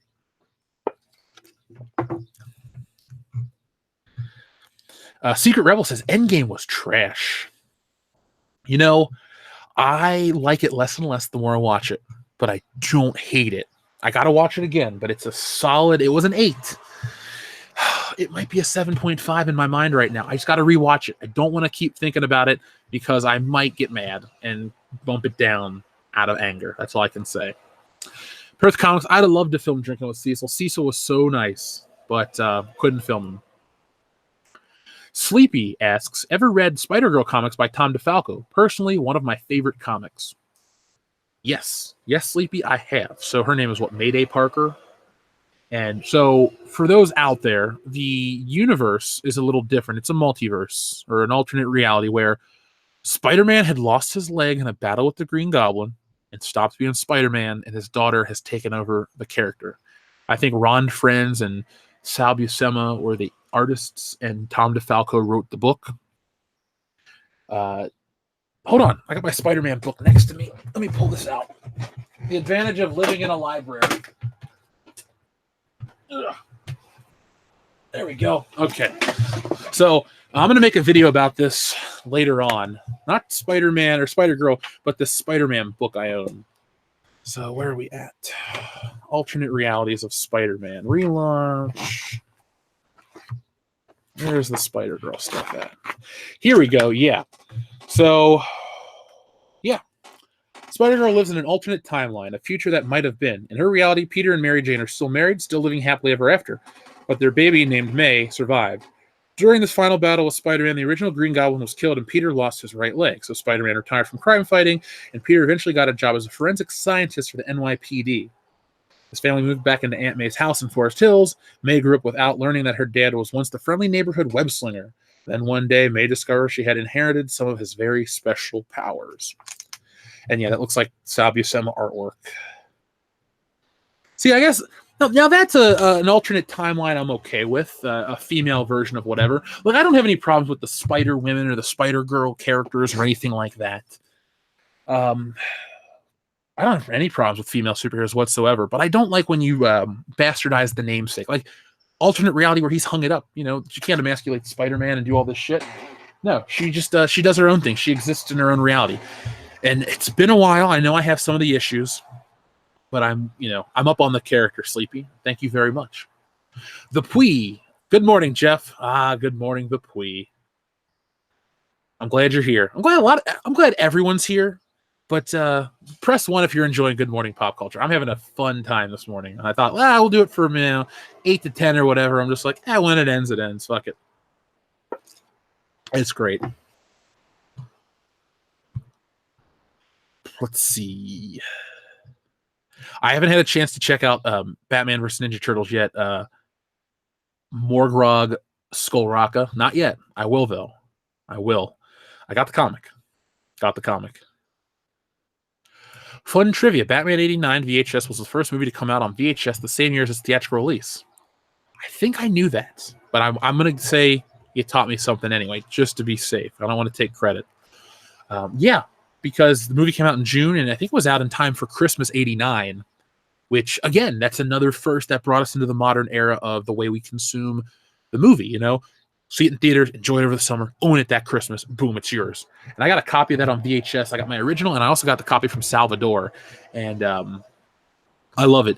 The reason I love Batman 89 on VHS is because of the commercials before the movie. The Warner Brothers catalog and the Diet Coke ad just take me back. I can remember them, and boom, right off the top of my head. Same thing with Indiana Jones and the Last Crusade. I remember those because we had the Diet Coke, just for the taste of it, Diet Coke. And the lady and her husband are watching Raiders of the Lost Ark on TV. And she's like, "You want anything?" He's like, "Yeah, give me a Diet Coke." And she goes in to the kitchen and like the floor breaks apart and all of a sudden like some shit's happening and she falls and then Indiana Jones grabs her and like they swing across this chasm in the kitchen and he like whips a Diet Coke out of the air and she's like, "Oh," and then he like pushes her out of the door and like this like stone tablet closes the door off and then she hugs her husband or something and hands him the Diet Coke. And the Batman one's just as hokey. Like it's Alfred on the phone. He's like, "Yeah, we're out of Diet Coke. The car's coming. It's a black car, very distinct." And it says, "Just for the taste of it, Diet Coke." And they put a Diet Coke can with a Batman cape. It's so corny, but I absolutely love it. Oh God, I'm grinning ear to ear thinking about it. Man, it's taking me back. Commander Pluto says, "Love what you do, and I hope you keep on doing it." Well, Commander Pluto, I will keep on doing it. We got all you guys and ladies, guys and girls out there who continue to support the channel by watching the videos and backing us, and we appreciate all that. And through your love and support, I'm always motivated to be here all the time. Normally, people say, "Oh, I have to work every day and I hate it." I love it. It's like, "Oh, I'm hanging out with my friends. That's cool. I really want to get home and work on whatever or do this because I really enjoy everything I do here on YouTube." It's taken me a while to find my niche, but I found it. And it's cool that it's in this digital landscape that is the future. It's not like we're trying to get involved in a dying medium. It's not like I'm trying to start a magazine or something that I'm passionate about, but people don't buy magazines anymore. No, I'm involved in something that is accessible from everyone's cell phone. And as technology gets better, we get better. So thank you very much, Commander Pluto, for the support and the comment. And I'll keep doing it. Believe me, I enjoy it all the time. I enjoy doing it every day. Okay, so Echo-Based Network, thank you very much. Over under 30% Shatner gives a dollar amount to do an interview with Doomcock. So glad to finally see DC's childhood hero unblock him on Twitter. I don't know what the over under would be. I thought we could have raised 20 grand. Honestly, you're thinking that's crazy. But if 1 out of every 5 people gave $1 here on the channel, or we just did a high council where everybody gave a couple bucks, we could have that in an evening. Now, Doomcock and I would want to be involved because I threw the challenge out there to Bill Shatner, but that's my guess. 20 grand. Do I think it could be done for less? I don't know. Shatner seems like a pricey guy, but I don't know if he's going to respond. All I can say is retweet him. The offer stands. We'll find a way. We will find a way. It goes to charity. It helps out those in need, and it entertains you guys, and that's what matters to me the most. Now, I don't know why Doomcock was blocked by William Shatner in the first place. I like William Shatner as an actor. Obviously, I love Captain Kirk. I really like him, though, in The Twilight Zone more than anything. And there's just something about his face that scares me. Probably because he was the Michael Myers mask. That's a story for another time. But it is cool that Doomcock got unblocked. I just want to hang out with Doomcock. That is one of the YouTubers.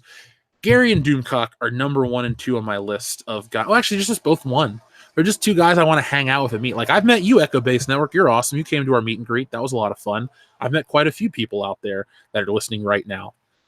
But Doomcock and Gary, they live in different parts of the country. They're a little too far.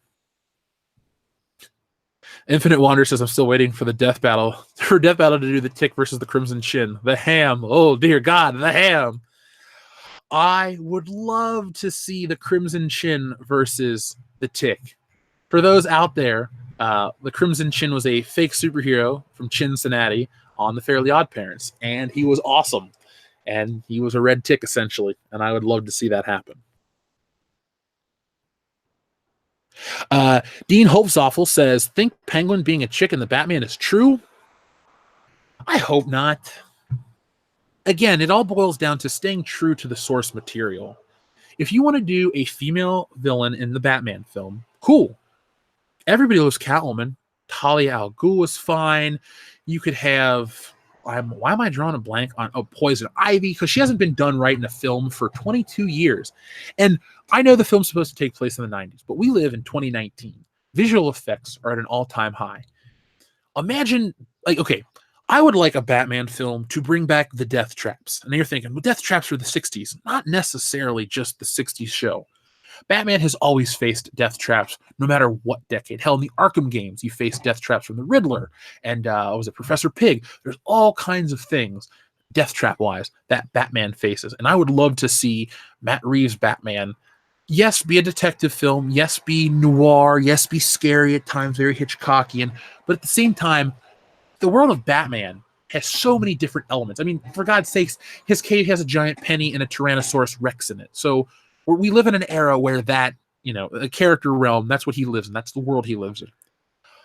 That being said, Poison Ivy would be a better alternative. Penguin, just make it a fat British guy. I don't want Danny DeVito Penguin. I want, honestly, I want second iteration animated series Penguin. A very social, erudite individual who's got a very dark side. Like, the one thing I didn't like about the Arkham design was how Penguin, I think he had like a Cockney accent and he was real dirty looking. Have him be pristine in public, and then behind the scenes, he's got a completely different accent. Like, well, I'm trying to think of a good example. Like a Michael Caine for the public eye, and then like a Vinnie Jones or somebody behind the scenes. Like, give him almost a two-faced dynamic, a dichotomy, but at the same time, like, visually, he just looks the same. That's what I'd like to see. I hope it's not true. That's all I can say. I don't like anything. I don't want Wonder Woman to be a dude. Wonder Man. Well, there's a Wonder Man. He's just, he's played by Nathan Fillion in the Guardians film, so we're cool with that. But no, please don't change it, DC. Guys, you're on a really good run. Do not mess it up. That is all I can say. All I can say. And let me remove that person, but boom. Obi-Wan Kenobi, hello there. Says, yeah, I finally caught a show live. Well, Obi-Wan Kenobi live, hello there to you too. I'm glad you're here. I'm glad everyone's here. And I'm glad you're having a good time. We see a lot of ones. So people here are really liking the show. So hit the thumbs up. Let me know. And I don't know how many people are watching because YouTube changed their system, but I don't care. I'm doing it for you guys. Good morning to you, Jason Green. Thank you very much. Batman versus Square Enix Stunt Double Avengers. Yeah, God, that game trailer, man. Whew. I was so excited for it because you know how I feel about Avengers, especially that first film. And then you get there, and it was not necessarily entertaining. I will say, though, Marvel Ultimate Alliance 3, sign me up. Quick side note, detour, if you will. So Nintendo had a big sale for E3, and I picked up a couple games because they were cheap. Got Mario Kart, Mario Odyssey, and Kirby. And I never thought I'd like Mario Odyssey because I didn't get into Mario 64 as a kid. I kind of went from Super Nintendo, Mario World, and then I didn't buy another Mario game.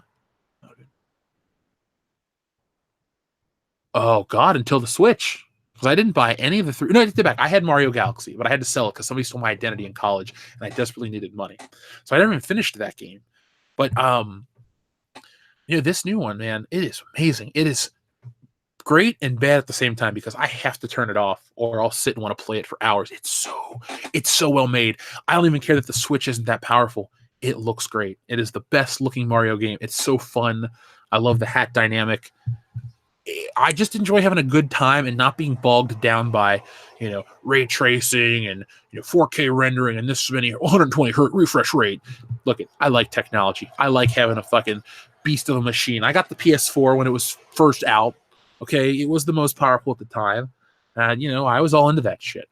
But I got to say, I'm having, hour for hour, I'm putting in a lot of hours on the Switch. I'm really enjoying it. So maybe on the secondary channel, we'll do a live stream. Yeah, we are doing a live stream on the secondary channel when I get back from Columbus. I'm going to play through the Revenge of the Sith video game, so be on the lookout for that. Quick question. If his name is Miles Morales and his dad is black and his mom is Hispanic, why does he have a Hispanic last name? Well, probably because the alliteration of MM. But I think it's not his real dad. It's like a stepdad or something. In the game, when his dad dies, I think that was the case. I don't really know, Amy. I'm sorry. I gotta look deeper into it. I'm just not. I hate the character. That's all I can say. Oh, because they wanted to hammer home his Hispanic heritage. Otherwise, he'd be Miles Davis. If peeing your pants is cool, remember or consider me Miles Davis. That is the most disgusting thing I've ever heard in my life. Commander Pluto says, what did you think of King of the Monsters? Well, Commander Pluto, I have not had a chance to see it yet.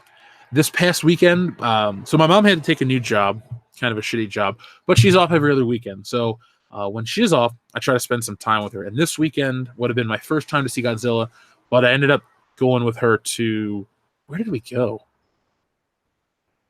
I don't know. We went to some store. I bought shoes, and I took her to breakfast, and we spent some time together. I'm going to try to catch that. I really want to see that. I still want to see X-Men, even though it's terrible. Or I heard it's terrible, excuse me. Just because I've seen almost every other X-Men film in theaters to keep the tradition alive. But I haven't had a chance to watch it. All I can say is I want to, and I've been watching old Godzillas. Pete 1972, have you opened up the new Coke yet?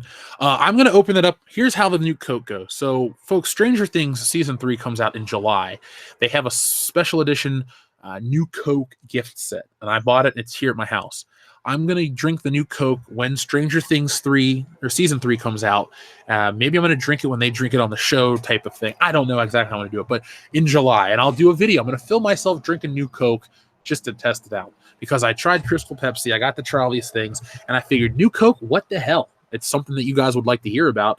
It's definitely a relic of the past. Yeah, yes, Mr. Dystopian, old PS1 commercials were incredible too.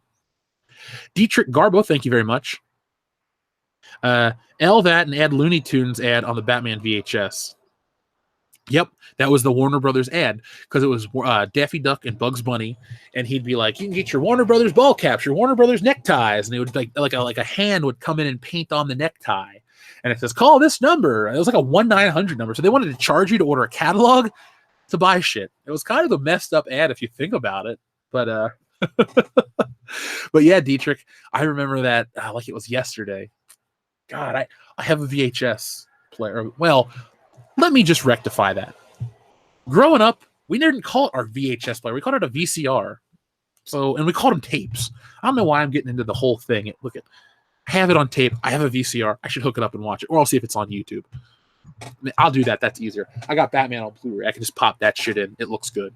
I want to get the new release.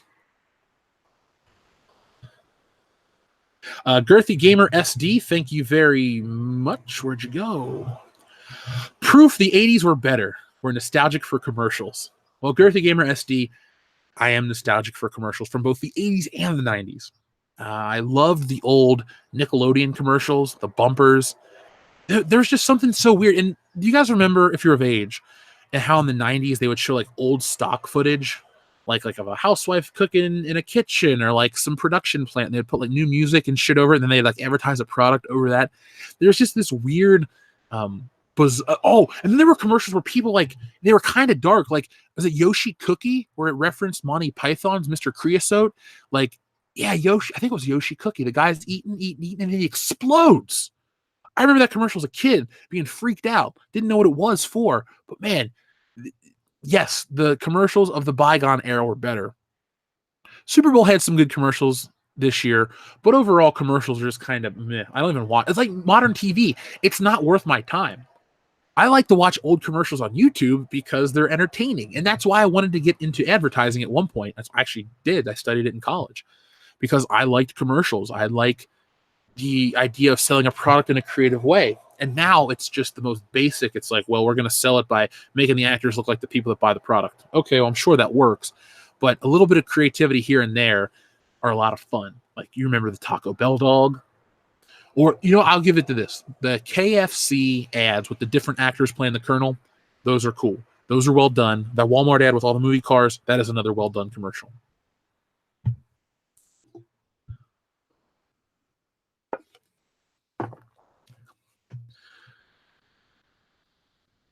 Let's see. Oh, okay. Star Wars for Life says, Jeff, they have a show every Sunday, a live stream, if you can join them there. I want to join them. I really do. I'm talking about Gary and Nerdrotic. I want to get on the Exozone. They've always had invites open for me. I just am never home. I'm going to make it happen. Those guys are cool. Dietrich Garbo says, the Tick would kick Crimson Chin's butt. I agree. The Tick is kind of, invincible. That's what I love about him. He's stupid and invincible. I should draw that and just give it out as free prints at Horror Hound. Like, hey guys, here's your Crimson Chin versus the Tick illustration. I'll get it colored and everything. Swinging Cod says, I want to know who has the rights to Scud the Disposable Assassin. Pay good money to see that as a premium TV show.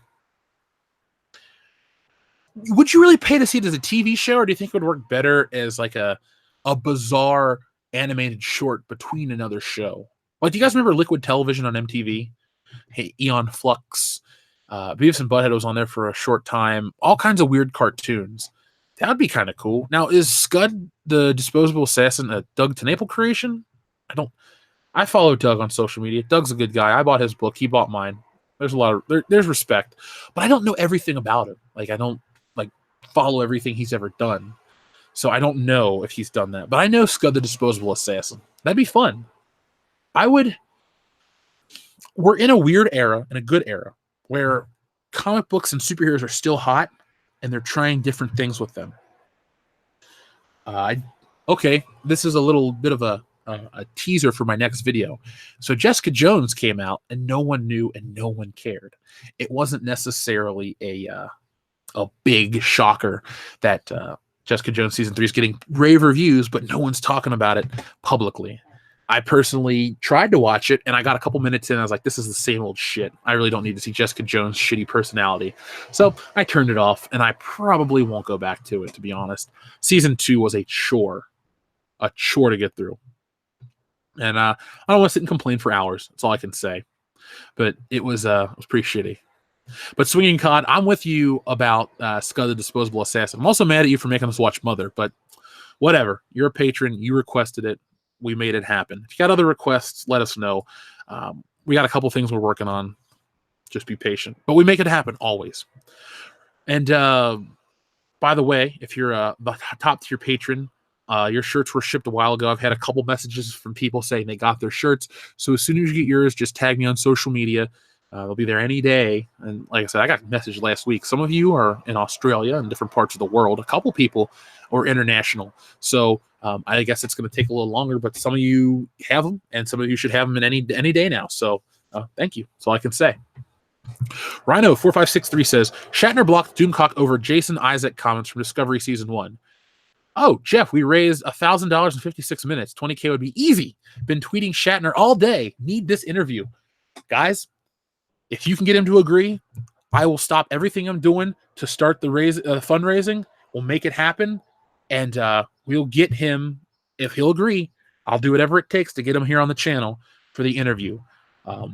If William Shatner hears this clip, we all like you. We're all fans. It's not going to be a problem. Put it like this. Any actor, celebrity, any person that gets invited on a Fandom Menace stream is not going to be treated hostilely. Look how I handled Mundane Matt. Said what I had to say, treated him with respect. He's no longer a part of our lives or our fandom, but I didn't say anything to him I regret or wouldn't handle the same way again. And I want to extend it to anyone that ever hears this would get involved, because let's be honest, we've grown a lot. Since this year started, we've grown over 50,000 subscribers in 6 months. We're moving. Maybe we didn't have the 95,000 like Gary in since last September. But we've had really good growth, and it's because of people like you guys that are out there watching all the time, and people are paying attention to us. So it's not unrealistic that we could get big names. So when that happens, it'll be awesome. It'll be a big win for all of us, the Fandom Menace, the fans who like good entertainment, who don't want that don't build up entertainment based on the right political idea, just what we enjoy: good writing, good storytelling, good visuals. So Swinging Cod, thank you. And Rhino4563, thank you very much. I believe we can do it. We can make it happen. I want to make it happen. I want to have... If you thought I was excited to have Ethan Van Sciver on the channel, and believe me, I was telling everybody in the family, I got this DC comic artist. He's going to be great. He's cool. Now we're friends. We talk all the time. Just imagine if fucking William Shatner showed up. I would shit my pants. I'd tell everybody. I'd go to my local comic book store, like, guys, I don't give a shit what you're doing tonight. I got William Shatner coming on my show. Seriously, it's happening. We already agreed. William Shatner will be on tonight. Shows up. We interview him. Fuck, it'd be incredible. So I'm just saying. Let's make it happen. Alpha Terranema says, my headcanon for Batman Returns is that it's actually part of the Frank cinematic universe. Same with Dumbo, Big Fish, and that one lawyer movie. The Frank cinematic universe. Now you're talking, I guess, the Tim Burton stuff, right? Oh, no, Frank Reynolds. Oh, shit, no, duh, Burnt. Let me stop right there. Now I got it. It took me just a brief second. The Frank cinematic universe. I would wear that shirt, the FCU. Couldn't the logo? Okay, so Alpha Terranema, you know how in all the Marvel movies it does the flip logo of all the comic book panels, and then it says Marvel. Sometimes it says 10th anniversary. Sometimes it says whatever. Can we basically start out with all these pictures of Frank, and then it becomes a couch, and then he just cuts his way out of the couch? For those out there that are listening that don't understand that reference, It's Always Sunny in Philadelphia. There's an episode where Frank Reynolds, aka Danny DeVito, is concerned that the people at his company are talking about him behind his back. So he sews himself into a leather couch, naked, and at this Christmas party because he wants to hear what they're saying. And he's like, I can't, it's too hot. And he like cuts his way out of this fucking leather couch naked. Just Google it. It's awesome. It's on YouTube. After Good Morning Pop Culture, check it out. You're just going to love it. You're going to say, holy shit, how did I not catch that? Can we also throw Ruthless People on there, Alpha Terranema? Let's see. Dietrich Garbo says Scud would be a great adaptation. I agree. I want something weird and bizarre. Weird and bizarre. It sounds like the end of the Twilight Zone. One to the next. One to the next. Okay, so now that we're all caught up.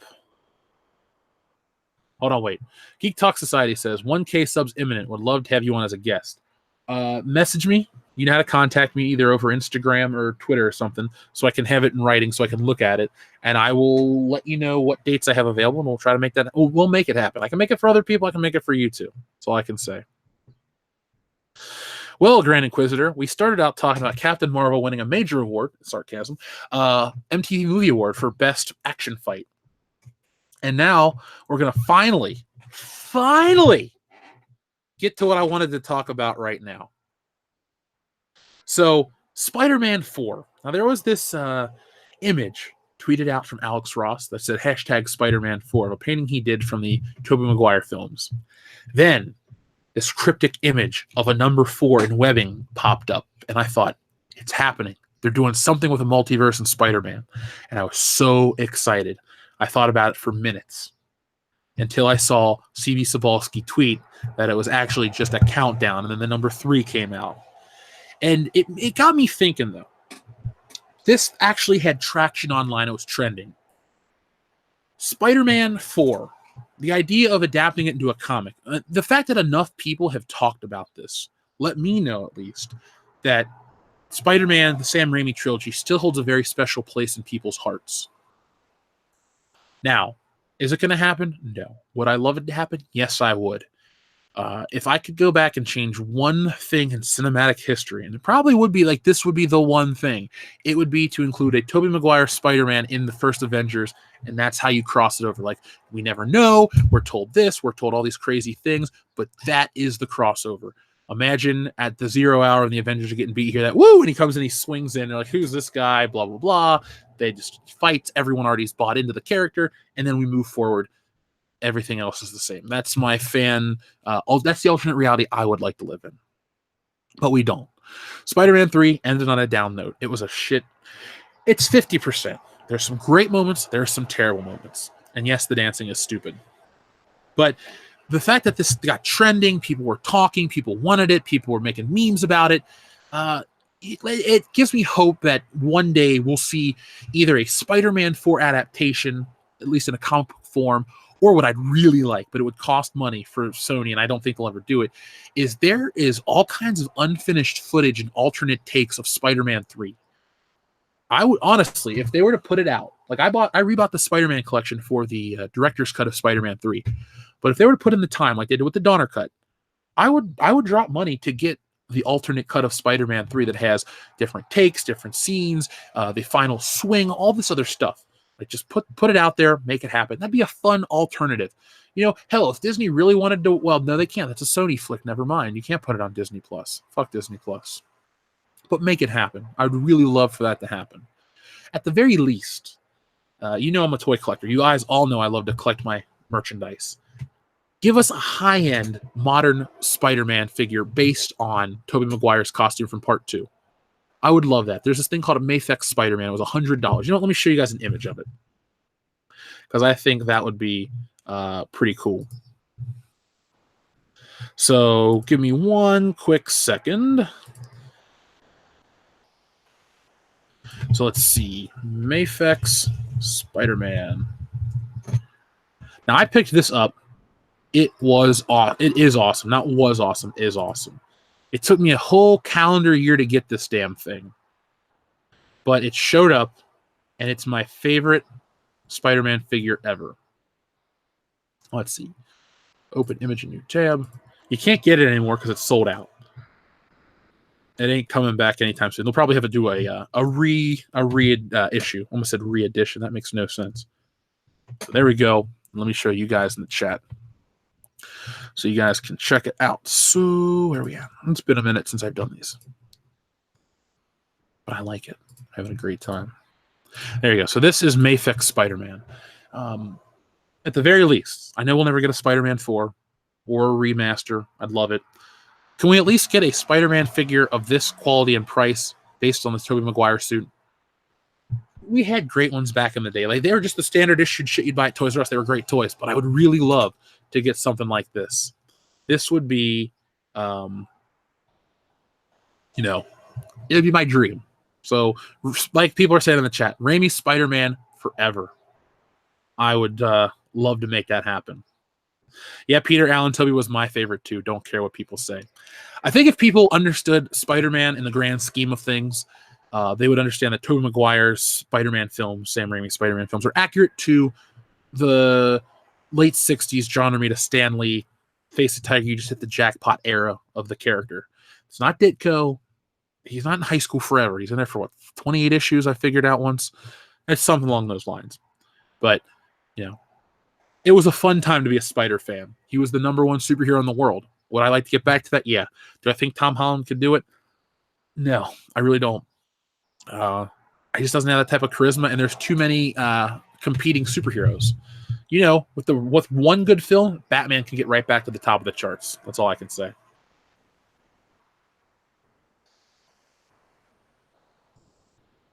Let's see. Report.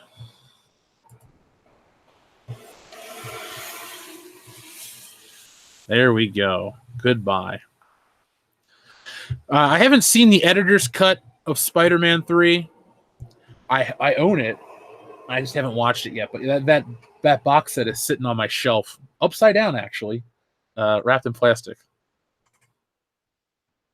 I want a Todd McFarlane era Spider-Man movie, says Akuma. I would love that. Todd McFarlane era Spider. It's funny. I was on my Facebook memories the other day, and I said Todd McFarlane issues are not only drawn well, but the writing's really, really good. I think the only way we're going to get interesting, and I will say the word diverse, ironically, but of diversity of thought and ideas, the only way we're going to get those kind of Spider-Man films is if we can get them out of high school.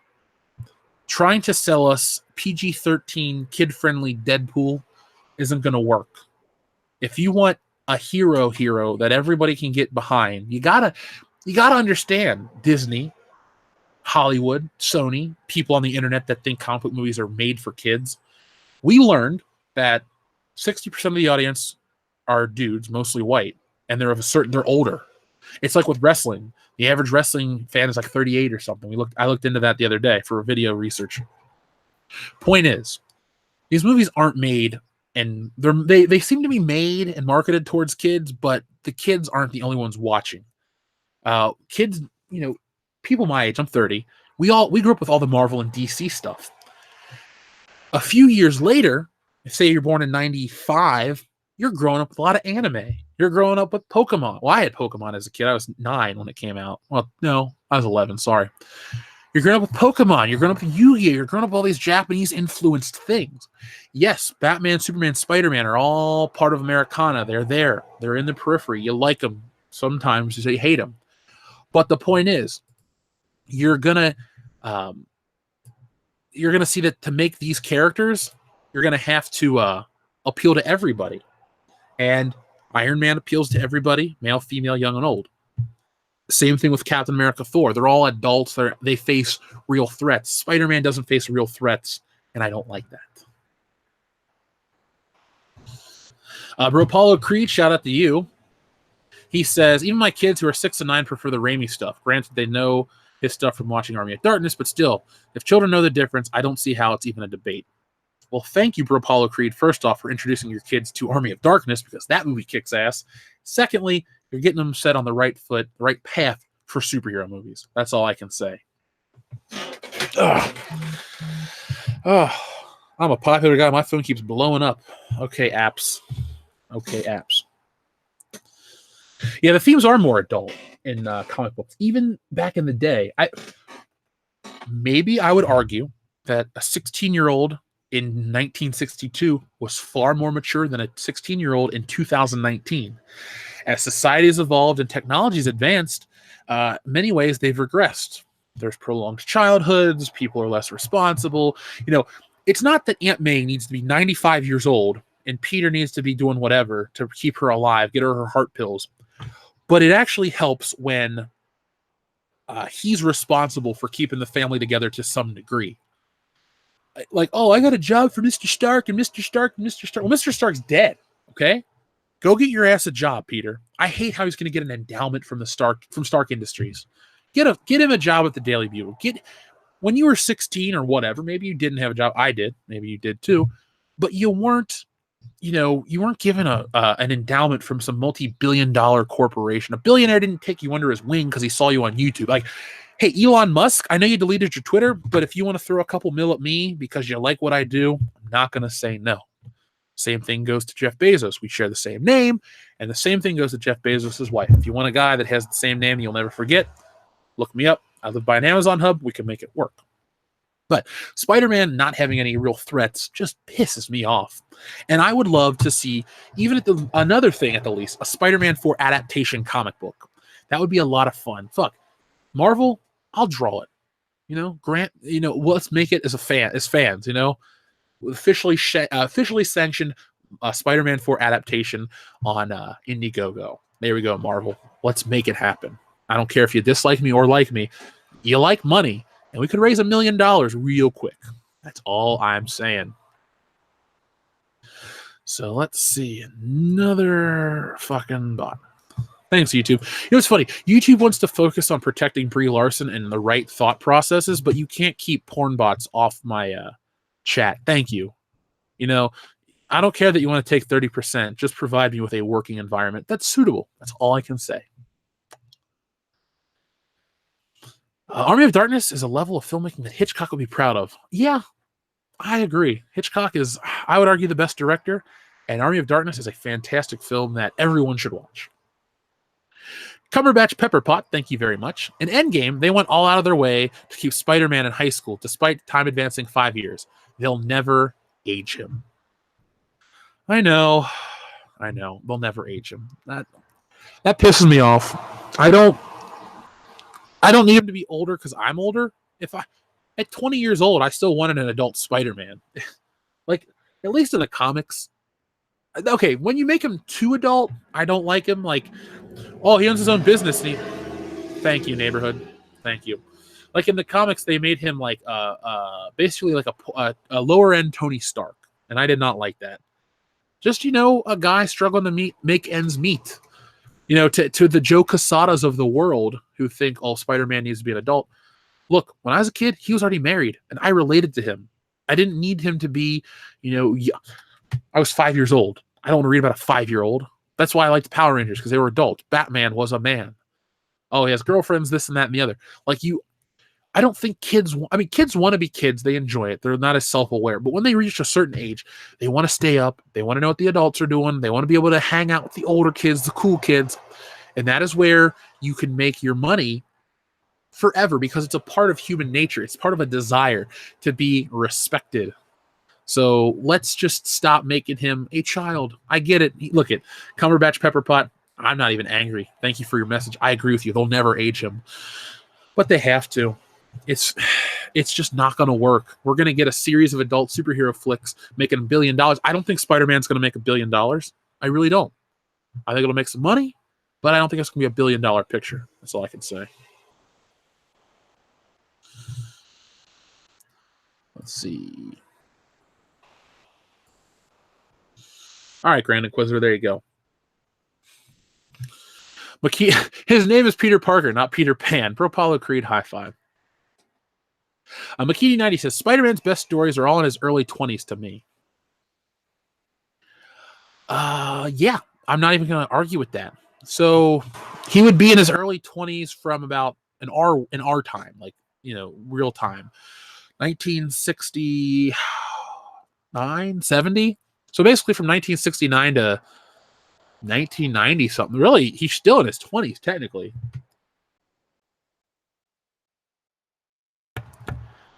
But yeah, his kids' stories are like, well, I wouldn't call them kids' stories. I mean, he's always 16-ish, 17. Daredevil early on says he's 17 years old in one of the Ditko issues. So let's say he's 16 at the earliest, 17, whatever. So he's already a man, essentially, in the sense he's 1 year removed from adulthood. So, yeah, but his best stories are like Kraven's Last Hunt, a lot of the stuff from the 80s, all adults stuff. I don't like Ultimate Spider-Man. I'm sorry. A lot of people were like, oh, that's the best. Is it, though? Because all you did is you took iconic stories, you gave everyone buzz cuts and mullets, and you did a bunch of close-ups with really big eyes. I get that trying to jump into a comic book line could be daunting for a newcomer. Like one of our people in the chat was like, hey, I'm new to the channel and had a couple of questions. And thankfully, shout out to Reality's Frank, gave him some advice on how to get caught up on, who we are as the world-class bullshitters in the fandom menace. But I get that it's kind of hard to catch up on early, these books. But in the case of Spider-Man, I say start at the beginning and work your way up. Work your way up, man. All the way up. Let's see. McKinney90 also said, no, the 90s animated series and Spectacular Spider-Man are the best. Spectacular Spider-Man is the best Spider-Man cartoon, hands down. That's all I can say. If it was a real thing, I'd hug it for how perfect it was. Now I want to put that on. I'll tell you this. When I work on Stealing Solo, my favorite thing is to put on like X-Men. I've been watching X-Men. We'll talk about that in a minute. Or like a superhero cartoon. It just gets me in the mood. Because when I was a kid, I used to sit down with lined notebooks and I would watch. What would I watch? Because back when I was doing that, I didn't have these movies didn't exist, all of them yet. So this would have been 2002-ish. So let's just say it was the end of 2002. So I had Spider-Man and I also had X-Men on DVD. I had Batman on video, but I didn't really watch it on video after DVD came out. I was like, video, who wants to rewind? So I stuck with DVD. But I used to watch like superhero stuff, and now I still do as an adult. Like when I first got Netflix, Spider-Man and X-Men were both on there, and you couldn't get Spider-Man. You still can't get it all anywhere. And I used to sit and leave that show on. Like I just run through the series constantly and sit and draw and study. Here's the thing about me. I used to buy magazines. I have like a fucking stack of like fashion magazines, and I don't want to read them for the articles. I would draw the ads because they'd have these beautiful women's faces, and I'd sit there and try to draw them and figure out the proportions. That's how I did it, and that's my favorite thing to draw now. I spent so much time doing it because honestly, I could always draw superheroes and Spider-Man, and it was fun, but I could never get the women to look right. Now, I've balanced it out, so I'm very happy with that. Let's see. Oscar-nominated A-hole. That's a great screen name. Spider-Man animated series was perfect and the best. I want to watch that again right now. The theme song's awesome. By the way, David Morris, I'm writing down your thing. Back to the Future Illuminati. There we go. Damn. There we go. We got some great moderators in the chat. Shout out to you guys for keeping these bots in check. So we're winding down here, folks. But this is going to be archived on the Good Morning Pop Culture channel because I've been recording the audio for it. So this should be up on our streaming platform very, very soon.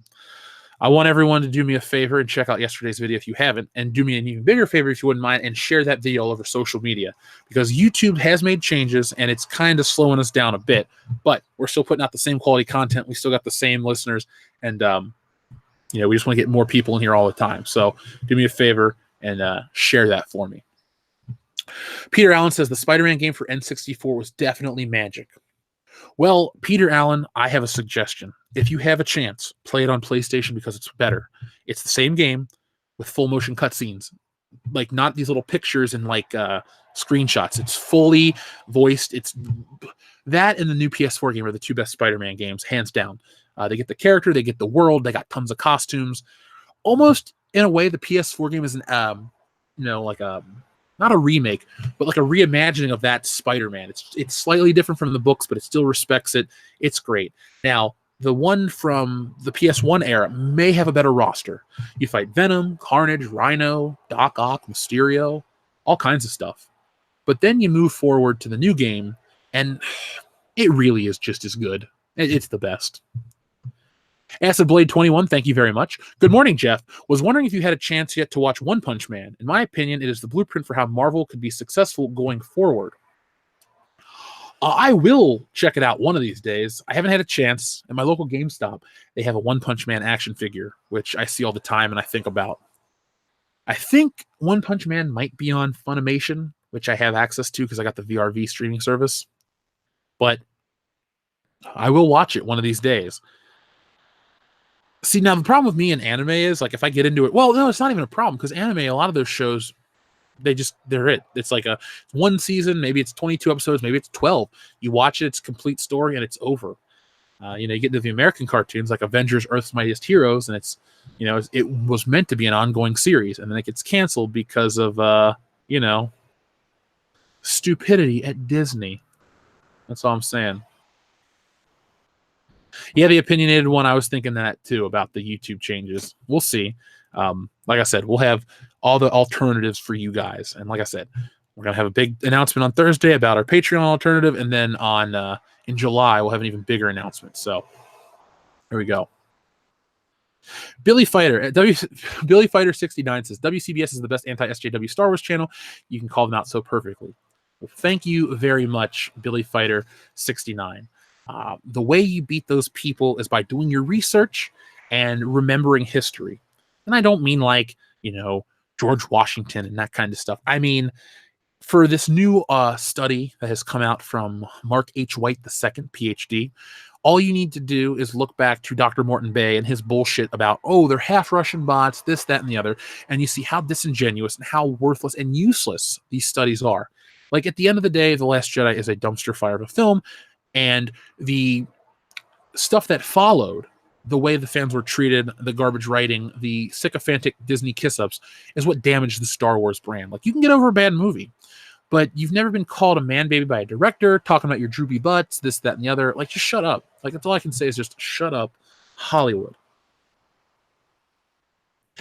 Shatner just accepted. Hold on. It says Didgeridoo. Is that real? Let me see.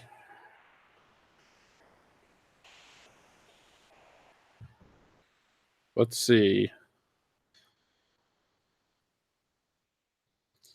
I'd shit my pants if William Shatner would join.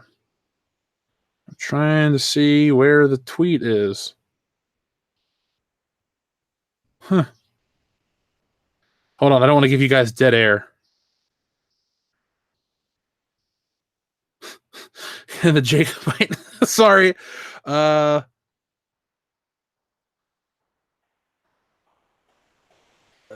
don't know. I'll have to check. I'll look on my Twitter. Sorry. David Morris says the link to the Back to the Future video is in your email. Thank you very much, David. I will check that out for sure. I'll check that out for sure. I want to watch it. God damn it! Where's this? Now that I heard this news about Twitter, now I got to look into it. Shit.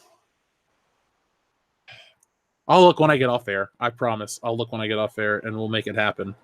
Oh my god, that'd be incredible. All I can say. Missing Link Media, I'm glad I'm on this morning too. I'm glad you guys are all here. I'm loving this. It's been a hell of a morning. A lot of fun. Missed you guys. And If you want to thank the person who got me here, thank the DJD Show. Check out his channel.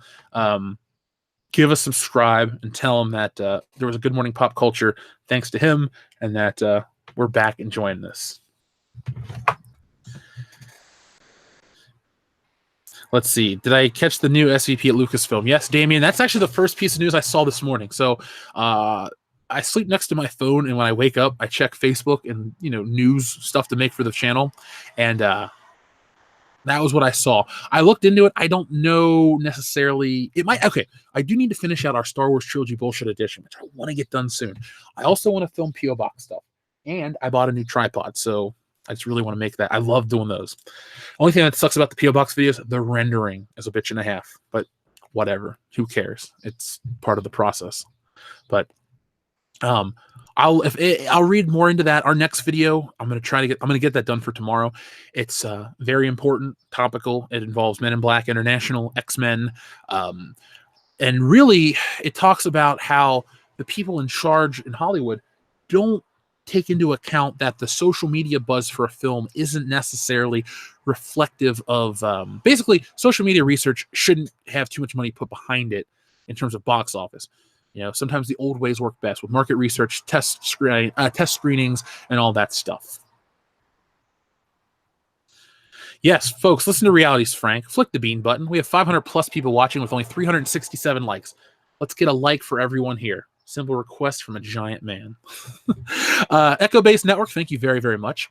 Who's hosting the High Council tonight? You guys should bring him on for a quick minute if he is free to celebrate with him being unblocked by his childhood hero, Captain Kirk. Keep up the good work. Love Good Morning Pop Culture. And then he sent another super chat saying him being Doomcock. Well, Nick, I understood who you meant. Thank you very much, Echo Base Network. I appreciate that. Yeah, Doomcock is all... There are YouTubers that are always welcome on, the High Council. Doomcock, Gary, Anna, Jesse, Cecil. Always love to have them on. So I'll see if... We'll see if Doomcock's available. Now, to answer your question, Jeremy's hosting the High Council tonight. It'll be on Geeks and Gamers at 9 p.m. Eastern Standard Time, so that's 8 o'clock for you Centralites. And we're going to have a lot of fun. We'll talk about that.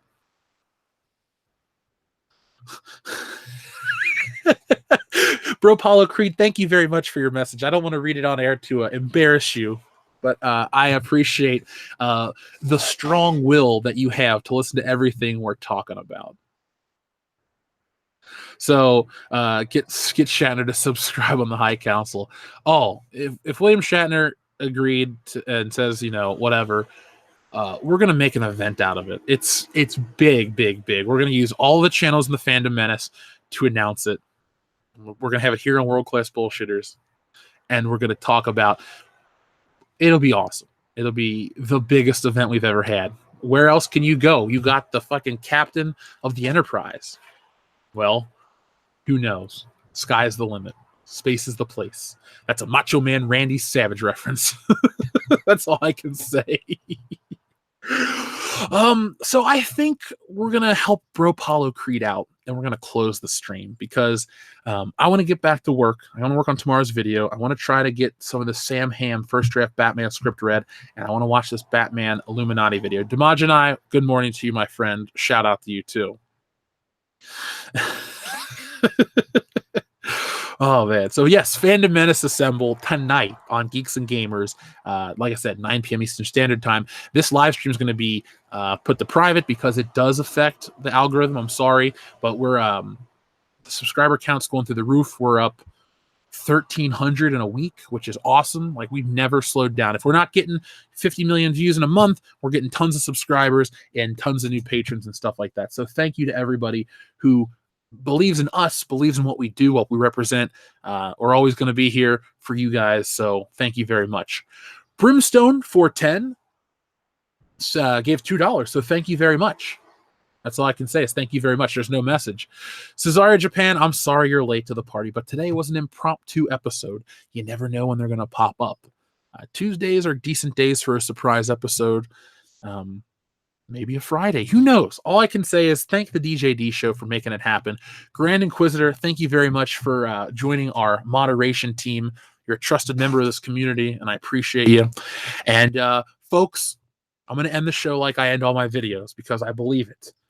whatever you do, wherever you go, just do one thing, and that is be excellent to each other.